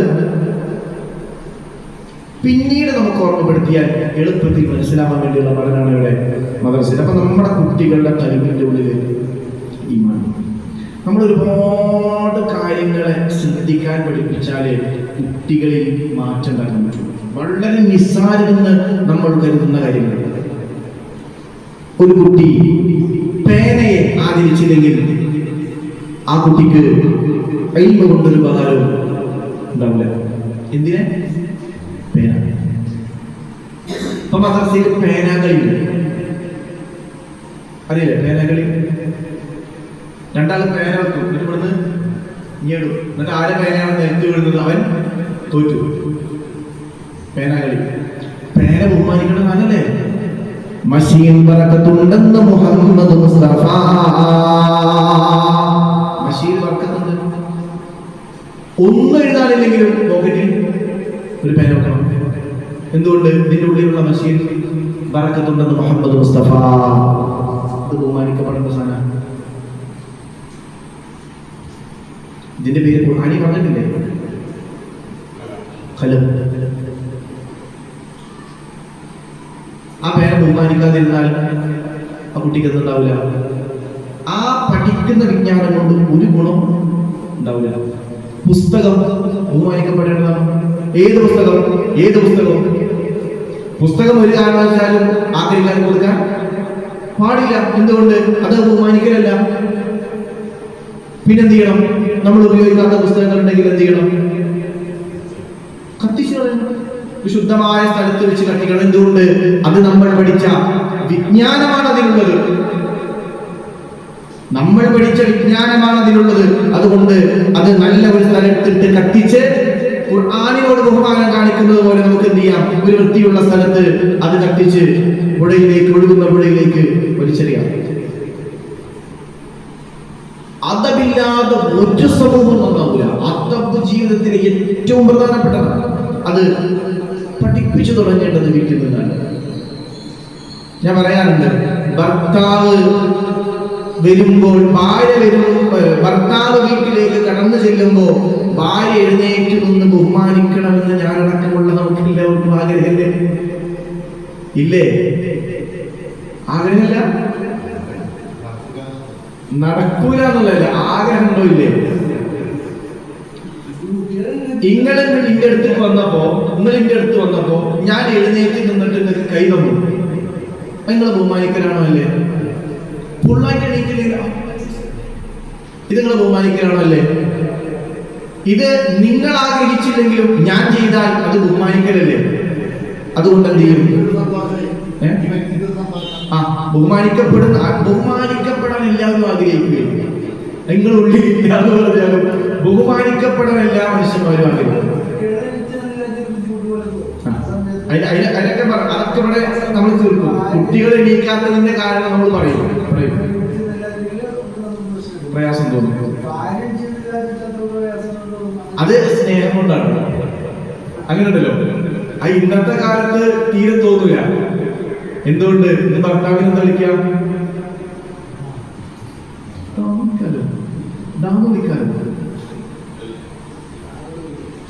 ആര്? നിങ്ങളുടെ പ്രായക്കാരല്ല. ഇന്നത്തെ യൂത്തന്മാര് കല്യാണം കഴിഞ്ഞാൽ എന്ത് ചെയ്യും?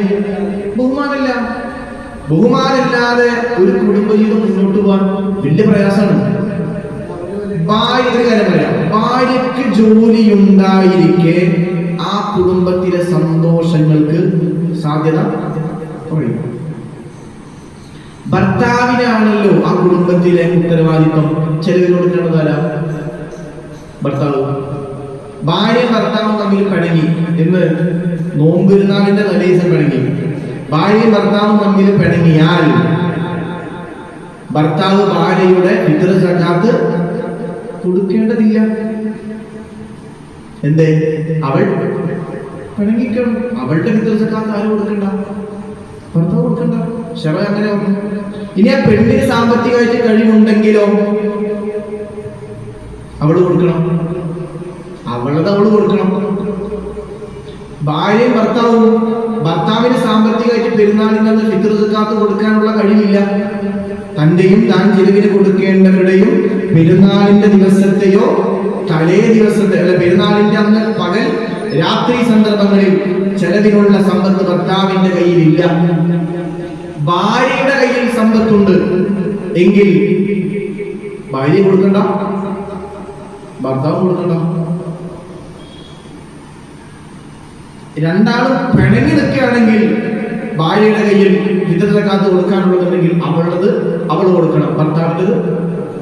ഭർത്താവിൻ്റെത് ഭർത്താവ് കൊടുക്കണം, ഭാര്യയുടെ കൊടുക്കണ്ട. എന്തുകൊണ്ട്? പിണങ്ങി നിൽക്കുകയാണ്.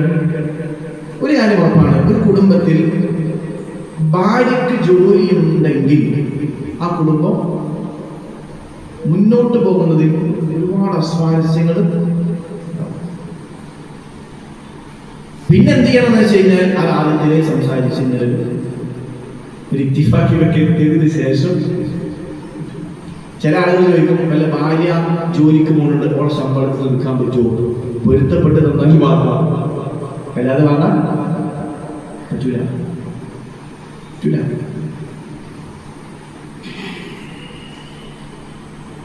അപ്പോ നമ്മുടെ കുട്ടികളുടെ കൽബിന്റെ ഉള്ളിൽ എവിടേക്കോ ഈമാനുണ്ട്. അത് എവിടെ ഉള്ളത്? ആ ഈമാനിനെ നമുക്കൊന്ന് പരിപോഷിപ്പിക്കാൻ കഴിഞ്ഞാൽ, ഇപ്പോ വീട്ടിലേക്ക് ഭാര്യ ഇവിടെ മുൻവശത്തിൽ ഇരിക്കുകയാണ്. നമ്മളിങ്ങനെ കയറി വരുമ്പോൾ അവൾ എഴുന്നേറ്റു നിന്നാൽ നമുക്ക് മനസ്സിന് റാഹത്ത് ഉണ്ടാവുമോ ഇല്ലേ? ഉണ്ടാവും. അതെന്തേ? അത് നമ്മളെ അവൾ ബഹുമാനിച്ചു എന്നുള്ളതാണ്. എന്നാൽ അതിനെന്ത് വേണമെന്നറിയോ? നമ്മുടെ ഭാര്യ പുറത്തു പോയിട്ട് എപ്പോഴെങ്കിലും വീട്ടിലേക്ക് വരുമ്പോൾ നമ്മൾ മുൻപെത്തുന്നെങ്കിൽ നമ്മൾ എന്ത് ചെയ്യണം? എണീറ്റിരിക്കുക. ഞങ്ങളോട് വെള്ളിയാഴ്ച പറഞ്ഞിട്ടില്ലേ, ഈ ദുനിയാവ് അല്ല റബ്ബർ ബന്ധു പോലെയാണ്, കൊടുത്താല്. വേറൊരു കാര്യം കൂടെ പറയാം. ഇത് നമ്മൾ ഭാര്യ ഭർത്താവും തമ്മിൽ ചെയ്യുന്നത് ആര് കാണും? മക്കൾ കാണും. അതവരിൽ സ്വാധീനം ഉണ്ടാക്കും. എന്നാൽ മക്കളിത്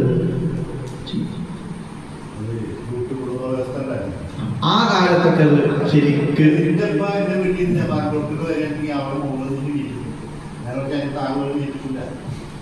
ഹബീബായ റസൂലുള്ളാഹി സ്വല്ലല്ലാഹു അലൈഹി വസല്ലമ തങ്ങൾ ഒരു യാത്ര പോകുമ്പോൾ ഹബീബായ മുത്തുനബി തങ്ങളുടെ തന്റെ പ്രിയപ്പെട്ട പൊന്നുമോൾ ഫാത്തിമ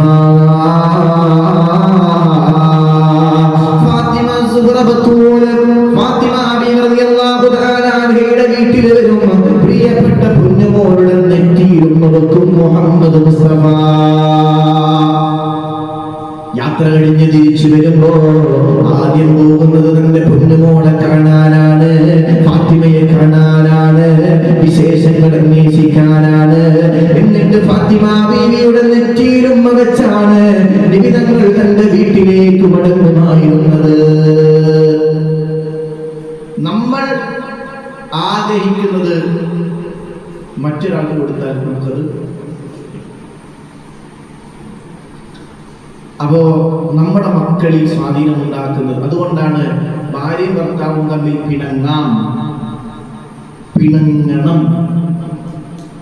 പിണങ്ങണം എന്നാലുണ്ടാവുന്ന ഇണക്കത്തിന് ഭയങ്കര സന്തോഷമായിരിക്കും. ഇത് ജമാലിങ്ങനെ തരാണ്. അതൊക്കെയാണ് ആ നല്ല ചീത്ത ഉണ്ടാക്കിയതിന് ശേഷം പിന്നെ സ്നേഹമായി കഴിഞ്ഞാൽ ഭയങ്കര രസമാണ്. അതുകൊണ്ട് എന്ത് വേണം? പിണക്കം വേണം. പക്ഷേ ആ പിണക്കം ഭാര്യയും ഭർത്താവും കിടക്കുന്ന റൂമിന്റെ പുറത്ത് പ്രകടമാകാൻ പാടില്ല. എല്ലാ കച്ചവടങ്ങളും ഇതിനുള്ളില് റൂമിനുള്ളിൽ പുറത്തിറങ്ങിയ ഇവര് തമ്മിൽ എന്തോ പ്രശ്നമുണ്ടോന്ന് ഒരു മഹലൂക്കിനും തോന്നാൻ പാടില്ല, പ്രത്യേകിച്ച് കുട്ടികൾക്ക്. നമ്മളെ കണ്ടാണ് അവർ പഠിക്കുന്നത്. അതുകൊണ്ട് ചെറിയ പ്രായത്തിൽ തന്നെ നമ്മുടെ കുട്ടികളെ തർബിയത്ത് ചെയ്യാൻ. അതെങ്ങനെ? ദേഷ്യം പിടിച്ച്, പണ്ടൊക്കെ ദേഷ്യം പിടിച്ച് പറയുന്നത് നടക്കും. ഇത് ദേഷ്യം പിടിച്ച് പറഞ്ഞാൽ പ്രശ്നം. അപ്പൊ എന്ത് ചെയ്യും? നല്ലൊരു മൈത്തിരിഞ്ഞ കൊണ്ടിറങ്ങണം. ആരെയും കെട്ടിയോളെ, കുട്ടികളെ, കെട്ടിയോളെ എല്ലാവരും മയത്തിൽ കൊണ്ടുനടന്നാൽ അത് വല്ലാണ്ട് പഞ്ചറൊന്നും ഇല്ലാണ്ട് എന്ത് ചെയ്യും? കുറച്ചു കാലം അതുകൊണ്ട്. അപ്പോ നമ്മുടെ കുട്ടികളുടെ കൽബിന്റെ ഉള്ളിൽ ഈമാനുണ്ട്. അതിനെ നമ്മൾ പരിപോഷിക്കണം. അള്ളാഹു നമുക്ക് തൗഫീഖ് ചെയ്യട്ടെ. ഇൻഷാ അല്ലാഹ് നമുക്ക് അതിന് എന്ത് ചെയ്യാം? നമ്മുടെ കുട്ടികൾക്ക് വേണ്ടി നമുക്ക് എന്ത് ചെയ്യാം? ഒരു ക്ലാസ് വെക്കാം പെൺകുട്ടികൾക്ക് വേണ്ടി. അതിൽ നമുക്ക് എന്ത് ചെയ്യാം? മുതിർന്ന ഉമ്മമാരെന്ത് ചെയ്യാം? ആ ക്ലാസ്സിൽ 2-3 ആളുകളുടെ സാന്നിധ്യത്തോടുകൂടെ നമുക്കൊരു ക്ലാസ് വെക്കാം വൈകാതെ. നിങ്ങളെ അഭിപ്രായം? മദ്രസ വെക്കാം.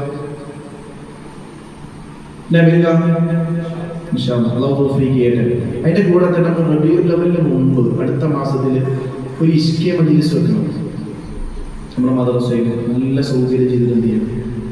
റബീഉൽ ലെവലിന് മുമ്പ്. കാരണം റബീഉൽ ലെവലിൽ നമുക്ക് ഇവിടെ 40 ദിവസം പള്ളിയിൽ പരിപാടിയില്ലേ, വൈകുന്നേരം ഇല്ലേ? അതുകൊണ്ട് നമുക്ക് ആ സമയത്ത് നടക്കൂല. അതുകൊണ്ട് പകലിൽ എന്ത് ചെയ്യണം? ഒരു ഇഷ്കിയ മജ്‌ലിസ് നമ്മുടെ മദ്രസയിൽ എന്ത് ചെയ്യാം? മദ്രസയിൽ എന്ത് ചെയ്യാം? സൗകര്യം ചെയ്തിട്ട് രാത്രിയിൽ എന്ത് ചെയ്യാം? നമുക്ക് ഏതെങ്കിലും ഒരു ദിവസം, ഒരു ഒഴിവ് ദിവസം എന്ത് ചെയ്യാം? ഈ 2 കാര്യങ്ങൾ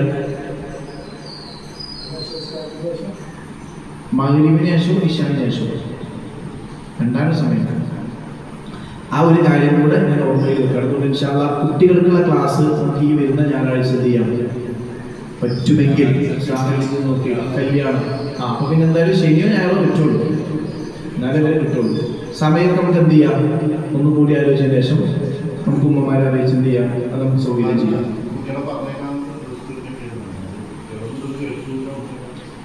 അത് ഉമ്മാനേറ്റുള്ള വിഷയമാണ്. ഏകദേശം ഒരു മദ്രസയിൽ 13 വയസ്സിന് മുകളിലേക്കുള്ള കുട്ടികൾ മതി.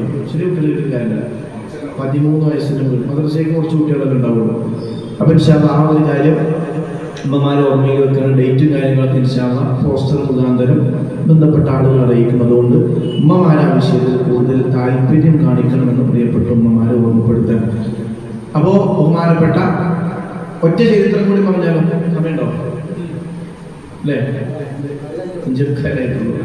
ചരിത്രം കൂടെ. അതുകൊണ്ട് റസൂലുള്ളാഹിനെ ഖൽബിൽ കയറ്റലാണ് എന്തിനും പരിഹാരം. അതുകൊണ്ട് റസൂലുള്ളാഹി സ്വല്ലല്ലാഹു അലൈഹി വസല്ലമ തങ്ങൾക്ക് ഇഷ്ടമുള്ളതിനോട് ഇഷ്ടമുണ്ടാവുക, നബി തങ്ങൾക്ക് വെറുപ്പുള്ളതിനോട് വെറുപ്പുണ്ടാവുക, ഇതാണ് ഈമാൻ.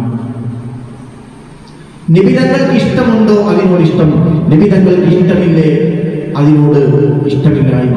നബി തങ്ങളുടെ ഇഷ്ടം അള്ളാഹുവിന്റെ ഇഷ്ടത്തോട് ബന്ധപ്പെട്ടതാണ്. അള്ളാഹു ഇഷ്ടമില്ലാത്ത ഒരു കർമ്മം മുത്തുനബിയിൽ നിന്ന് ഉണ്ടായിട്ടില്ല. അതുകൊണ്ട് മുഹമ്മദ് നബിയുടെ എന്തൊരു പ്രവൃത്തിയും നമുക്ക് ഇഷ്ടത്തോടുകൂടെ ചെയ്യാം. അതുകൊണ്ട് ഇന്നത്തെ ദിവസം മുതൽ ഈ ക്ലാസ് കേട്ട ഒരു വാപ്പയും ഉമ്മയും ചെയ്യേണ്ടത് ബിസ്മില്ലാഹിർ റഹ്മാനിർ റഹീം എന്നതിനെ ശീലാക്കുക. ഏതൊരു കർമ്മവും ബിസ്മി കൊണ്ട് തുടങ്ങിയാൽ അതിൽ ബറക്കത്തുണ്ടാകുമെന്ന് മുഹമ്മദ് മുസ്തഫ. ഏതൊരു കാര്യം ബിസ്മി കൊണ്ട് തുടങ്ങണം. ചെറുപ്പം മുതലേ അതിന് ട്രെയിനിങ് കൊടുക്കണം. പ്രത്യേകിച്ച് കുട്ടികൾക്ക് ചെയ്യാം. ഇപ്പോ എൻ്റെ കുട്ടി 2.5 വയസ്സ് 2.5-3 വയസ്സിലേക്ക് വരുന്നുണ്ട്. അവനെന്ത് ചെയ്തു, ഇന്നലെ ഞാൻ രാത്രി പോയി പോകുമ്പോ സാധാരണ മുട്ടായി വാങ്ങിക്കൊണ്ടു പോവാം. സാധാരണ ഒരു വെറൈറ്റിയാണ് ആഗ്രഹിക്കുന്നത്. അപ്പൊ ഇന്നലെ പോകുമ്പോൾ എന്ത് ചെയ്തു, ക്യാരറ്റ് കൊണ്ടുപോയിട്ട് എന്ത് ചെയ്തു, ഉമ്മിൽ കൊടുത്തപ്പോൾ ഇത് കടിക്കാൻ പറ്റില്ല. അപ്പൊ ചെറിയ ക്യാരറ്റ് നോക്കിയില്ല ഞാൻ വാങ്ങിയത്. അങ്ങനെ ക്യാരറ്റ് വാങ്ങിയിട്ട് മുറിച്ചു. ഉമ്മ എന്ത് ചെയ്തു, മുറിച്ചു.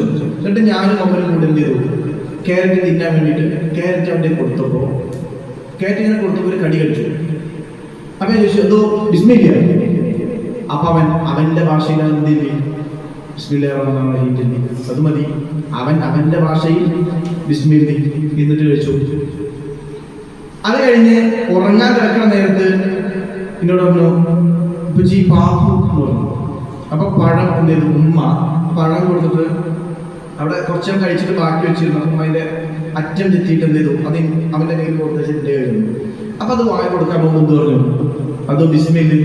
അപ്പൊ എന്ത് ചെയ്തു, ബിസ്മി ചൊല്ലി ഈ പഴം കൊടുത്ത് മുഴുവൻ കൊടുത്തില്ല. ശരിക്കും നമുക്ക് മുഴുവൻ തിന്നാനുള്ള വിശപ്പ് ഉണ്ട്, പക്ഷെ മുഴുവൻ കൊടുത്തില്ല.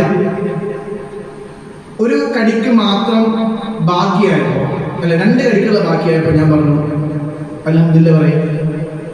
അപ്പൊ അവർക്ക് ഒരു കാര്യം ഉറപ്പാണ്, അൽഹംദുലില്ലാ പറഞ്ഞാൽ അടുത്ത പിടിയോടുകൂടെ അവസാനിക്കും. നമ്മളെല്ലാം കൊടുത്തിട്ട് അവസാനം എന്താ പറയാ, ബിസ്മി ചൊല്ലിയില്ലല്ലോ എന്ന് അവസാനം നമ്മൾ പറയാം. അല്ലെ, നമ്മളും ഭക്ഷണം എന്റെ നമുക്ക് അങ്ങനെ ഭക്ഷണം തന്നിട്ട് ഇങ്ങനെ തന്നിട്ട് അവസാനം എന്ത് ചെയ്യും, മതി എന്ന് പറഞ്ഞ എന്ത് ചെയ്യും, ബിസ്മി ചൊല്ലിക്കോ പറയും. ആണോ അല്ലേ? അങ്ങനെ തന്നെയല്ലേ? ഉമ്മാരൊക്കെ വായി തന്നിട്ടില്ലേ? അങ്ങനല്ലേ? അതാണ് നമ്മുടെ ശീലം. അപ്പൊ ഇവിടെ അൽഹംദുലില്ലാ പറഞ്ഞു. അതൊരു കാര്യം എനിക്കറിയാം. എന്താ വെച്ച് കഴിഞ്ഞാൽ എപ്പോ ഭക്ഷണം കഴിക്കണമെങ്കിലും ഭക്ഷണം മതി വാരി കൊടുക്കുന്ന സമയത്ത് മോന് ഭക്ഷണം മതി എന്ന് പറഞ്ഞാൽ പിന്നെ പിടിച്ചിട്ട് എന്ത് ചെയ്യും, മോനെ അൽഹംദുലില്ലാ പറയും. അപ്പൊ ഒന്നും തിന്നൂല, ആദ്യത്തിനും തിന്നില്ല, വിട്ടുകൊടുക്കൂല. എത്ര വയസ്സാണ്? 2.5-3 വയസ്സാവുള്ളൂ. അൽഹംദുലില്ലാ ചെല്ലാണ്ട് വിടൂല, തിന്നേ പറ്റുള്ളൂ. പാപ്പാക്ക് വാശി, പാപ്പാടെ വാശി കുട്ടിക്ക് ഉണ്ടാവില്ല. കുട്ടിയാണെങ്കിൽ തിന്നണില്ല. അപ്പൊ പിന്നെ അവിടെ ഇരിക്കുമ്പോൾ എന്താ, ആ ചോറ് നേരെ പാത്രത്തിൽ ഇട്ടിട്ട് അതിൽ നിന്ന് 1 മണി വെച്ചെടുത്തു. എന്നിട്ട് അവനോട് പറഞ്ഞത് അൽഹംദുലില്ലാ പറ. അപ്പൊ അവന്റെ ഭാഷയിൽ അൽഹംദുലില്ലാ പറഞ്ഞു. ആ 1 മണി വെച്ചു കൊടുത്തു. ഇങ്ങനെ ഒരു 3-4 വട്ടം ഭക്ഷണം കൊടുക്കുന്ന സമയത്ത് ശ്രദ്ധിച്ചപ്പോ ഇപ്പോ ഭക്ഷണം മതി എന്ന് പറഞ്ഞവർ നിർത്തിയാലും പിന്നെ ഒരു പിടി അൽഹംദുലില്ലാ ചെല്ലാൻ വേണ്ടി കൊടുത്താൽ അതവൻ കഴിക്കും.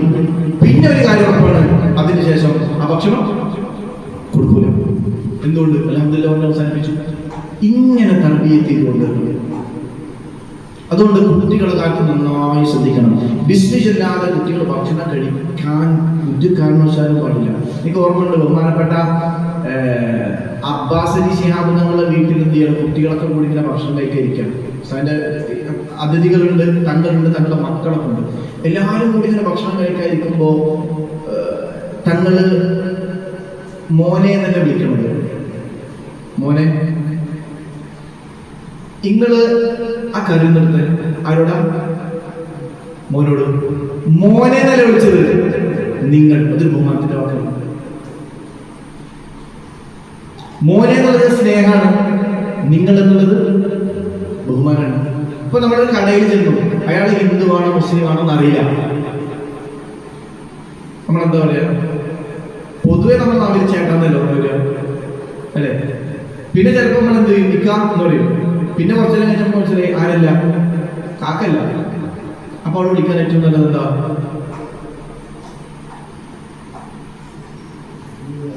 ഏട്ടാ.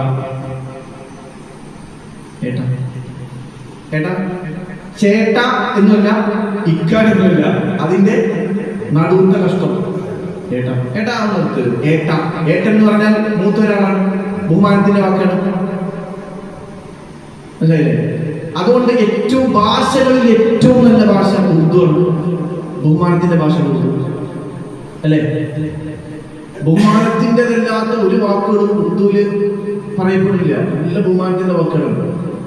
അപ്പോ കുട്ടികളിലെ തർബീയത്തിനെ ശ്രദ്ധിക്കണം. പ്രത്യേകിച്ച് നമ്മുടെ പണ്ട് കാലത്തെ ഉമ്മാരെന്ത് ചെയ്യും, കഥ പറയും. നമുക്ക് എല്ലാവർക്കും ഇഷ്ടമല്ലേ, അല്ലേ?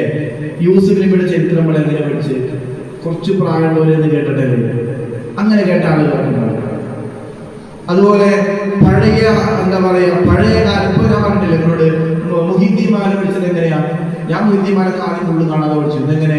ഉമ്മാടെ മടികൾക്കുമായി പിന്നെ നേരത്ത് മദ്രസയിലൊക്കെ പഠിക്കാണെങ്കിൽ അവിടെ അത് കഴിഞ്ഞിട്ട് എന്ത് ചെയ്യും? ചിലപ്പോൾ പഠിക്കും, ചിലപ്പോൾ പഠിക്കൂല. എന്നിട്ട് എന്ത് ചെയ്യും? ഉമ്മ നിസ്കാരമായി നോക്കുന്ന സമയത്ത് തലക്കാൻ പുറത്ത് കിടക്കും. അപ്പൊ ഉമ്മ ഇങ്ങനെ ചിലട നമ്മൾ കേൾക്കും. ആ സമയത്ത് ഉമ്മയുടെ കൈ എവിടെ ഉണ്ടാവും? തലയിലുണ്ടാവും, അല്ലേ? ഉമ്മയുടെ മടിയിൽ നമ്മൾ ഉമ്മയുടെ മടിയിൽ എപ്പോ നമ്മൾ കിടന്നാലും നമ്മുടെ കൈ എടുക്കാൻ പോവാ, നമ്മുടെ തലയ്ക്ക് പോകും. ഇങ്ങനെ കയ്യിലുണ്ടോ കയ്യിലുണ്ടോ ഇങ്ങനെ നോക്കും. അള്ളാഹു മരണപ്പെട്ടു പോയ പണന്മാർക്കൊക്കെ അള്ളാഹു പുറത്തു കൊടുക്കട്ടെ. അള്ളാഹുക്കൊക്കെ മഗ്ഫിറത്തും റഹ്മത്തും നൽകട്ടെ. ജീവിച്ചിരിക്കുന്ന ഉമ്മാക്കും വാപ്പാക്കും അള്ളാഹു ദീർഘായുസ്സും ആഫിയത്തോടെ നൽകട്ടെ. അതുകൊണ്ട് റസൂൽ താനെ പറഞ്ഞു കൊടുക്കുക ഏറ്റവും പ്രധാനപ്പെട്ടത് നിബിധങ്ങൾ. അപ്പോൾ ഇന്ന് മുതൽ ഏതൊരു കർമ്മം ചെയ്യുമ്പോഴും ബിസ്മില്ലാഹിർ റഹ്മാനിർ റഹീം കൊണ്ടുവരാം. ഏതൊരു കർമ്മം ബിസ്മിയുടെ എണ്ണത്തിന്റെ രഹസ്യങ്ങൾ അതൊക്കെ അടുത്ത ക്ലാസ്സിൽ നമുക്ക് പറയാം. ഏതൊരു കാര്യം ചെയ്യുമ്പോൾ, വസ്ത്രം ധരിക്കുമ്പോൾ ബിസ്മില്ലാഹിർ റഹ്മാനിർ റഹീം. ചായ കുടിക്കാൻ വേണ്ടി ക്ലാസ് കിട്ടുകയാണ്, ബിസ്മില്ലാഹിർ റഹ്മാനിർ റഹീം. കുടിക്കുമ്പോൾ ബിസ്മില്ലാഹിർ റഹ്മാനിർ റഹീം. ഒരു ദിവസം 786 ബിസ്മി വന്നിരിക്കണം. ഔറാദ് രൂപത്തിലാണെങ്കിൽ നമുക്ക് എന്ത് ചെയ്യാം? ദിവസങ്ങളെ ചെല്ലി തീർക്കാം. ആ ഔറാദ് രൂപത്തിൽ ചെല്ലി തീർത്ത് തുടങ്ങാം. ഒരു ദിവസം 313 എന്നൊരു കണക്കിൽ എന്ത് ചെയ്യാം? ഇപ്പൊ നമ്മൾ തുടങ്ങാം. ഒരു 313 ഒരു ദിവസം ബിസ്മി ചെയ്യും, ചൊല്ലി തീർക്കും എന്ന കണക്കിൽ തുടങ്ങാം. അതൊരു ഒരാഴ്ചക്ക് മുന്നോട്ട് പോയി കഴിഞ്ഞാൽ നമുക്ക് അടുത്ത ക്ലാസ്സിൽ വരുമ്പോൾ നമുക്ക് എന്ത് ചെയ്യാം? അത് 786 ആക്കാം. അതെപ്പോ എപ്പോഴെങ്കിലായിട്ട് എണ്ണം വെച്ചാൽ എന്ത് ചെയ്യാം? ചൊല്ലി തീർക്കാം. പിന്നീട് ഇത് ഔറാദ് രൂപത്തിലല്ലാതെ ജീവിതത്തിൽ എന്തൊരു കാര്യം ചെയ്യുമ്പോൾ എന്ത് ചെയ്യാം? ബിസ്മിയെ കൊണ്ടുവരാം. എന്തൊരു കാര്യത്തെയും ബിസ്മിയെ കൊണ്ടുവന്നാൽ നാളെ സ്വർഗ്ഗത്തിലെ ഈ 4 പുഴകളിൽ നിന്നും അവന് കുടിക്കാൻ കഴിയുമെന്ന് മുഹമ്മദ് മുസ്തഫ. അല്ലാഹു നമുക്കതിനെ തൗഫീഖ് ചെയ്യട്ടെ. എന്ത് കാര്യം ചെയ്യുമ്പോഴും ബിസ്മില്ല. നിരക്കൊരു സാധനം എടുക്കുമ്പോൾ ബിസ്മില്ലാഹിർ റഹ്മാനിർ റഹീം. അത് അള്ളാഹുവിന്റെ പേരുമാണ്, മുഹമ്മദ് നബിയുടെ പേരുമാണ് ബിസ്മിയുള്ളത്. അള്ളാഹിന്റെ പേരുണ്ട്, റസൂലുള്ളാഹിന്റെ പേരുണ്ട്. അപ്പൊ എപ്പോഴും ഒരു മനുഷ്യൻ അള്ളാഹുവിനെയും റസൂലിനെയും കുറിച്ച് ഓർമ്മയാണ്. ബഹുമാനപ്പെട്ട അഹമ്മദുൽ മർസൂഖി, സയ്യിദ് അഹമ്മദുൽ മർസൂഖി എന്ന് പറയുന്ന മനുഷ്യൻ, ഒരു പണ്ഡിതനുണ്ടായിരുന്നു. അദ്ദേഹം 1205 ജീവിച്ചിരുന്ന മനുഷ്യനാണ്. അദ്ദേഹത്തിന്റെ ഒരു ബൈത്തുണ്ട്, ഖസീദത്തുൽ അവാം എന്നാണ് കിതാബിന്റെ പേര്. ഖസീദത്തുൽ അവാം. ഇത് ദർസുകളിലൊക്കെ പഠിപ്പിച്ചു കൊടുക്കുന്ന ഒരു കിതാബാണ്. ഇദ്ദേഹം കാഴ്ച ശക്തി നഷ്ടപ്പെട്ടു പോയ മനുഷ്യനാണ്, കണ്ണ് കാണാത്തൊരു മനുഷ്യനാണ്. അങ്ങനെ ഇദ്ദേഹത്തിന്റെ സഹോദരൻ സയ്യിദ് മുഹമ്മദ് എന്നൊരു വഫാത്തായപ്പോ ബഹുമാനപ്പെട്ട അഹ്മദുൽ മർസൂഖി ബഹുമാനപ്പെട്ടവര് മക്കയിലെ മാലിക്കി മദ്ഹബിന്റെ ഇമാമാണ്. മാലിക്കി മദ്ഹബിന്റെ ഫത്വ കൊടുക്കുന്ന ആണ്. അദ്ദേഹം മക്കയിൽ ജീവിച്ചുകൊണ്ടിരിക്കുന്ന കാലഘട്ടങ്ങളിൽ അദ്ദേഹം 1258 ഹിജ്റ 1205 ജനിച്ചത്. 1258 ഒരു റജബിലെ ആദ്യത്തെ വെള്ളിയാഴ്ച രാത്രിയിൽ ബഹുമാനപ്പെട്ട ഹബീബായ മുഹമ്മദ് മുസ്തഫ മുത്തുനബി സല്ലല്ലാഹു അലൈഹി വസല്ലമ തങ്ങളുടെ സ്വപ്നം കാണുകയാണ്. ഹിജ്റ 1258 റജബിലെ ആദ്യത്തെ വെള്ളിയാഴ്ച രാവിലെ ഹബീബായ മുത്തുനബി തങ്ങളുടെ സ്വപ്നം കാണുമ്പോ ഏതെങ്കിലും ഒരു മനുഷ്യന്റെ ഹബീബിനെയാണ് സ്വപ്നം കണ്ടതെന്നതിന്റെ തെളിവ് ഹബീബിന്റെ കൂടെ സയ്യിദുനാ അബൂബക്കർ സിദ്ദീഖ്, സയ്യിദുനാ ഉമർ ബിൻ ഫാറൂഖ്, സയ്യിദുനാ ഉസ്മാൻ ബിൻ അഫ്ഫാൻ, സയ്യിദുനാ അലി ബിൻ അബീ താലിബ്. ഒരാളും ഒരിക്കലും നബി തങ്ങളെ മാത്രമായി സ്വപ്നം കാണൂല. നബി തങ്ങളെ കാണുന്നുണ്ടോ? ഈ നാലാളുകളെയും കാണുന്നു. ഇവർ നാലാളും വരാതെ നബി തങ്ങൾ വരൂല. അപ്പൊ ഒരാൾ സ്വപ്നത്തിൽ കണ്ടത് നബി തങ്ങളെയാണ് എന്നതിന്റെ സാക്ഷ്യം അയാൾ നബി തങ്ങളുടെ രൂപം പഠിച്ച, നബി തങ്ങളുടെ ആകൃതി, നബി തങ്ങളുടെ നെറ്റിത്തടം, നബി തങ്ങളുടെ സുറുമയിട്ടില്ലെങ്കിലും ഇട്ടതുപോലെ തോന്നിക്കുന്ന നയനങ്ങൾ, നബി തങ്ങളുടെ പെരടി, നബി തങ്ങളുടെ മൂക്കിന്റെ ആകൃതി, നബി തങ്ങളുടെ ചുണ്ട്, നബി തങ്ങളുടെ ചെവി, ഇതൊക്കെ ഇവിടെ പറയും. ഇഷ്ക മജ്‌ലിസിൽ പറയും. ഇത് നബി തങ്ങളുടെ ആകൃതിയാണ്. ഈ രൂപം കൃത്യമായി പഠിച്ച ഒരാൾ നബി തങ്ങളെ കണ്ടുവെങ്കിൽ അവിടെ ആരുണ്ടാവും? ഈ 4 ഖലീഫമാരുണ്ടാവും. അങ്ങനെ ഹബീബായ മുത്തുനബിയെ കാണുന്നു. സിദ്ദീഖ് തങ്ങളും ഉമർ തങ്ങളും ഉസ്മാൻ തങ്ങളും അലിയാർ തങ്ങളും അടക്കമുള്ള സ്വഹാബത്ത് ആ സ്വപ്നത്തിൽ ഇങ്ങനെ വന്നു നിൽക്കുമ്പോ ഹബീബായ മുത്തുനബി തങ്ങള് അഹ്മദുൽ മർസൂഖി റളിയല്ലാഹു തആല അൻഹുവിനോട് പറയുന്നുണ്ട്, ബഹുമാനപ്പെട്ടവരോട് പറഞ്ഞു, ഈമാനിനെ സൂക്ഷിക്കാൻ, ഈമാനിനെ സംരക്ഷിക്കാനുള്ള കവിത നിങ്ങൾക്കൊന്ന് പാടണേ എന്ന് മുഹമ്മദ് മുസ്തഫ. ഈമാനിനെ സൂക്ഷിക്കാൻ കഴിയുന്ന കവിതകൾ പാടുന്നുണ്ട്. അപ്പോ അഹ്മദുൽ മർസൂഖി റളിയല്ലാഹു അൻഹു പറഞ്ഞു, തങ്ങളെ അതെനിക്കറിയൂലല്ലോ. അപ്പോ സ്വഹാബത്ത് പറഞ്ഞു, നിങ്ങൾ അങ്ങനെ പറയേണ്ടിയിരുന്നില്ല, നിങ്ങൾ എന്ത് ചെയ്താൽ മതി, മിണ്ടാതിരുന്നാൽ മതി. നബിയോട് നിങ്ങൾക്ക് അറിയില്ല എന്ന് പറയണ്ടായിരുന്നു, നിങ്ങൾ എന്ത് ചെയ്താൽ മതി, മിണ്ടാതിരുന്നാൽ മതിയായിരുന്നു. റസൂലുള്ളാഹിയോട് ഒന്നുകൂടെ അതവ് കാണിച്ച് അങ്ങനെ ചെയ്താൽ മതിയായിരുന്നു. നബിയോട് അറിയില്ല എന്ന് തെറ്റാണോ? അല്ല. പക്ഷെ ഒന്നുകൂടെ അതവ് കാണിക്കണമെന്ന് സ്വഹാബത്ത് സ്വപ്നത്തിൽ അഹ്മദുൽ മർസൂഖിയോട് ഓർമ്മപ്പെടുത്തി. അങ്ങനെ അഹ്മദുൽ മർസൂഖി റളിയല്ലാഹു തആല അൻഹുവിനെ ഹബീബായ മുത്തുനബി തങ്ങൾ കവിത ഇങ്ങോട്ട് പാടിക്കൊടുക്കുകയാണ്. നബി തങ്ങൾ ഒരു കവിത പൂർത്തിയായി ചരിത്രത്തിൽ എവിടെയും പാടിയതായി രേഖകളിൽ ഇല്ല. പക്ഷേ നബി തങ്ങൾ കവിതയെ ആസ്വദിച്ചിരുന്നു. നബി തങ്ങൾ പാട്ടുപാടാൻ കൽപ്പിച്ചിരുന്നു. നബി തങ്ങൾ പാട്ടുപാടിയവർക്ക് സമ്മാനം കൊടുത്തിരുന്നു. നബി തങ്ങളെ കുറിച്ച് പാടിയിരുന്നപ്പോൾ അവിടെ ആദ്യത്തിൽ ബദരീങ്ങളെ കുറിച്ച് പാടിയ പാട്ട് കേട്ട് അത് ആസ്വദിക്കാൻ വരുന്ന നബി തങ്ങൾ ആസ്വദിക്കാൻ വന്നപ്പോ ആ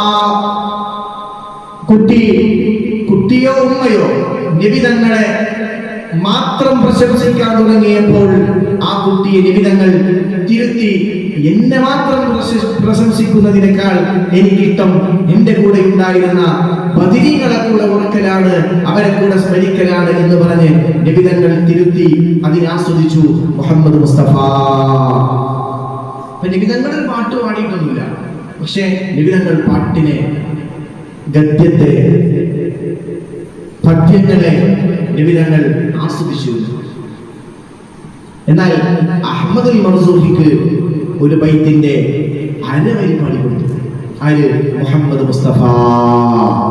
മുത്തുനബി തങ്ങൾ അരവരി ബഹുമാനപ്പെട്ടവർക്ക് പാടിക്കൊടുത്തു. ആ അരവരി നബി തങ്ങൾ അഹ്മദുൽ മർസൂഖിക്ക് ചൊല്ലിക്കൊടുത്ത ആദ്യത്തെ വരി ഇങ്ങനെയാണ്: നമ്മൾ ക്ലാസ് തുടങ്ങുന്നതിന് മുമ്പ് കുറച്ച് ചൊല്ലി. അബ്ദാഉ ബിസ്മില്ലാഹി വറഹ്മാനി. അബ്ദാഉ ഞാൻ തുടങ്ങുന്നു ബിസ്മില്ലാഹ് അല്ലാഹു എന്ന ഇസ്മിനെ കൊണ്ടും അർ-റഹ്മാൻ റഹ്മാൻ എന്ന അല്ലാഹുവിന്റെ ഇസ്മിനെ കൊണ്ടും എന്ന് പറഞ്ഞ് തുടങ്ങി വെച്ചു. ആര്? മുഹമ്മദ് മുസ്തഫ നബി തങ്ങൾ അപ്പോൾ തുടങ്ങിയത് ബിസ്മി കൊണ്ടാണ്. അത് പറയാനാണ് ഈ ചരിത്രം പറഞ്ഞത്. അപ്പോ കവിത എന്ന് പറയുന്ന ഒരു സംഭവത്തെ കുറിച്ചറിയാത്ത അഹ്മദുൽ മർസൂഖി റളിയല്ലാഹു അൻഹുവിനെ അപ്പോൾ അല്ലാഹു തോന്നിപ്പിച്ചു കൊടുത്തു. സ്വപ്നത്തിൽ പിന്നെ നബി തങ്ങൾക്ക് അങ്ങോട്ട് ബൈത്ത് ചൊല്ലി കൊടുക്കാണ്. വബിർറഹീമി ദായിമൽ ഇഹ്സാനി ഫൽഹംദുലില്ലാഹിൽ ഖദീമിൽ അവ്വലി അൽആഖിരിൽ ബാഖി ബിലാ തഹല്ലുലി ثم الصلاة والسلام سرمدا على النبي خير من قد وحدا എന്ന് പറഞ്ഞ് നബി തങ്ങൾ തുടങ്ങി കൊടുത്തപ്പോൾ അഹ്മദുൽ മർസൂഖി തങ്ങൾ അങ്ങനെ ഏകദേശം 10-20ഓളം വരികൾ എന്ത് ചെയ്തു ബഹുമാനപ്പെട്ടവര് ആ സമയത്ത് ചൊല്ലിക്കൊടുത്തു. അതിനുശേഷം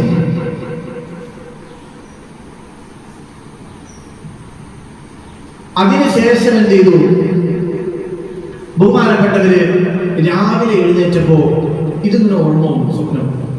ആ സ്വപ്നം ഓർമ്മ വന്നപ്പോ നബി തങ്ങൾ ചൊല്ലി തുടങ്ങിയ ബൈത്തിനെ അഹ്മദുൽ മർസൂഖി റളിയല്ലാഹു അൻഹു ചൊല്ലി തുടങ്ങിയപ്പോ ആ സ്വപ്നത്തിൽ നബി തങ്ങൾ ചൊല്ലിയതും അതിന്റെ ബാക്കിയായി അഹ്മദുൽ മർസൂഖി ചൊല്ലിയതും ഓർമ്മയിൽ നിലനിന്നു. ആർക്ക്?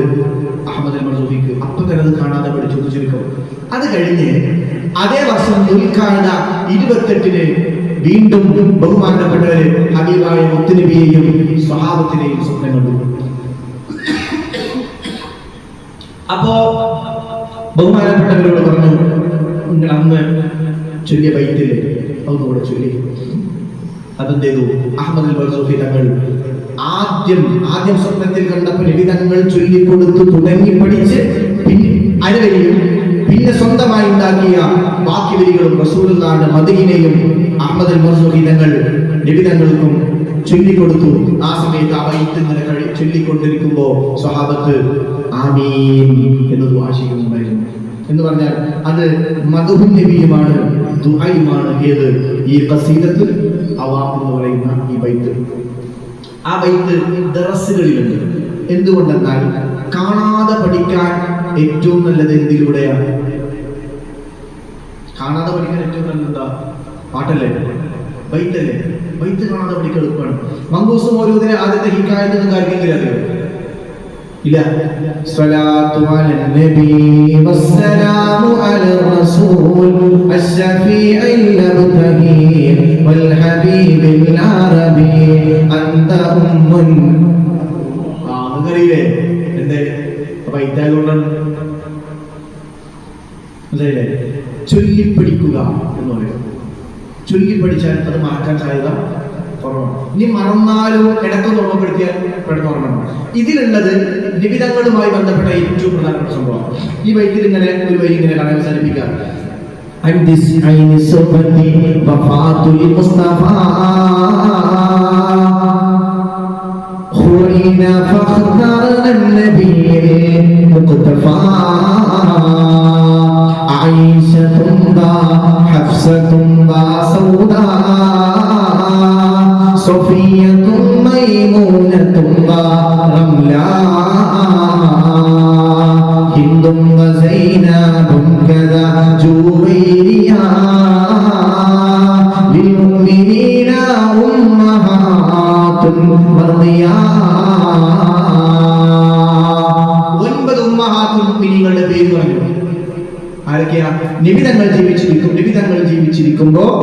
നിബിതങ്ങൾക്ക് 9 ഭാര്യമാരുണ്ടായിരുന്നു.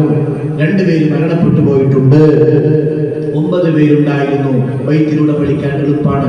ഈ ബൈത്തുണ്ടാക്കിയ ആളാണ് ബഹുമാനപ്പെട്ട അഹ്മദുൽ മർസൂഖ് റളിയല്ലാഹു അൻഹു. എന്താ? ഒരാൾ ആയിഷ ബീവി, ഒരാൾ ഹഫ്സ ബീവി, ഒരാൾ സൗദ ബീവി, ഒരാൾ സുഫിയ ബീവി, ഒരാൾ മൈമൂന ബീവി, ഒരാൾ റംലത്ത് ബീവി, ഒരാൾ ഹിന്ദ്, ഒരാൾ സൈനബ് ബീവി, ഒരാൾ 9 ആളുകൾ. അപ്പൊ ഈ 9 ആളുകളുടെ പേര് വിളിക്കുന്നത് ഇപ്പൊ എന്താ? ഈ ബൈത്ത് പഠിച്ചാൽ മതി.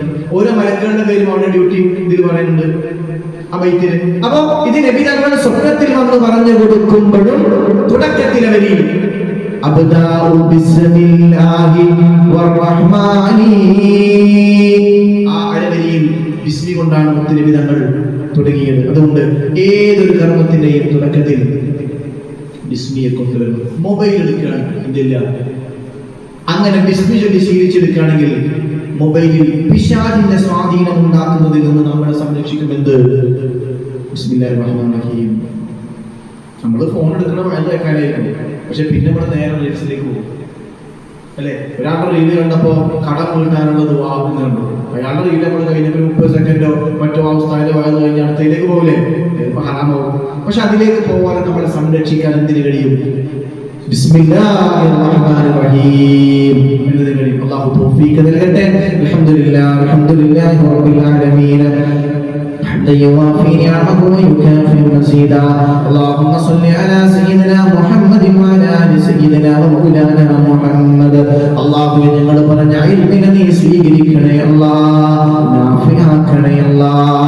അല്ലാഹ് ഇതിന്റെ വിതരണ ഞങ്ങളെ ഹബീബായ മുഹമ്മദ് മുസ്തഫ മുത്തുനബിയുടെ ഹദ്റത്തിലേക്ക് നീ എത്തിക്കണേ അല്ലാഹ്.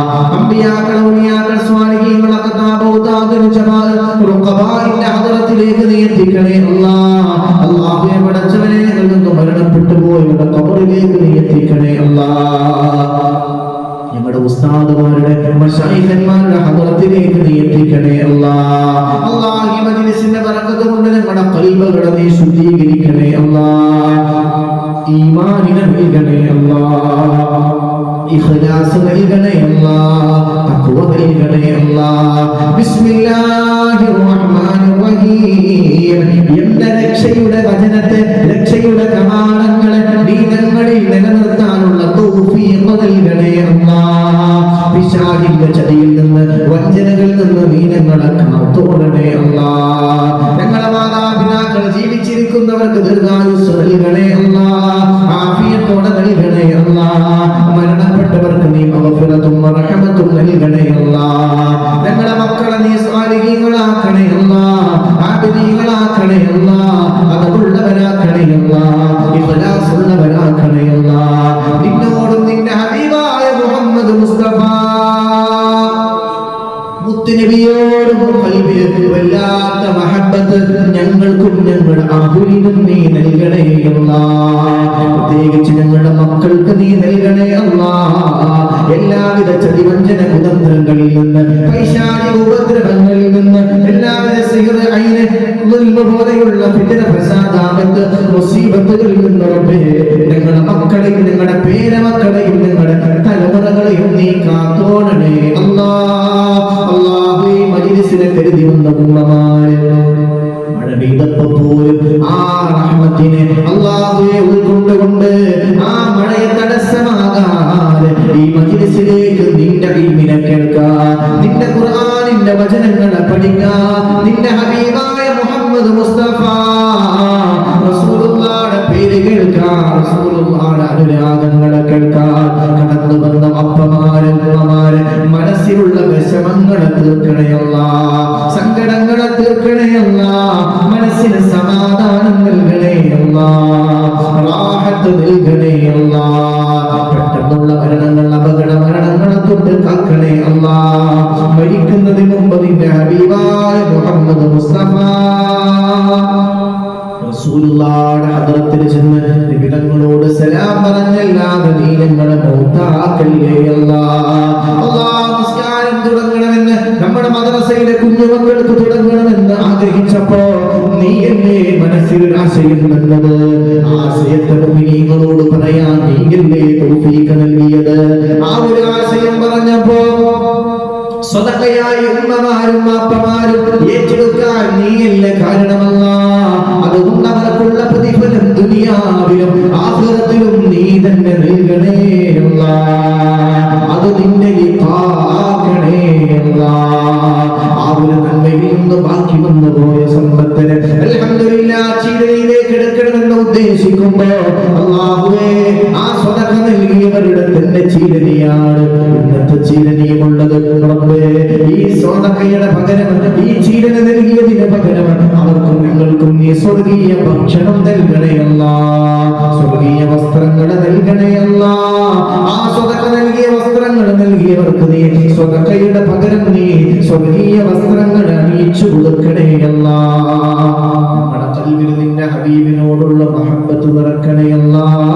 ഹബീബിന് ഇഷ്ടമുള്ള നിസ്കാരത്തോട്, ഹബീബിന് ഇഷ്ടമുള്ള സ്വതക്കയോട്, ഹബീബിന് തന്റെ പ്രിയപ്പെട്ട ഭാര്യമാരോട് ഇഷ്ടമുള്ളതുപോലെ ഞങ്ങൾക്ക് ഞങ്ങളുടെ ഭാര്യമാരോട്, ഹബീബായ മുത്തുനബിയുടെ ഭാര്യമാർക്ക് ഹബീബിന് ഇഷ്ടമുള്ളതുപോലെ ഞങ്ങളുടെ ഭാര്യമാർക്ക് ഞങ്ങളോടുമൊക്കെ നീ ഇഷ്ടം നൽകണേ അല്ലാഹ്.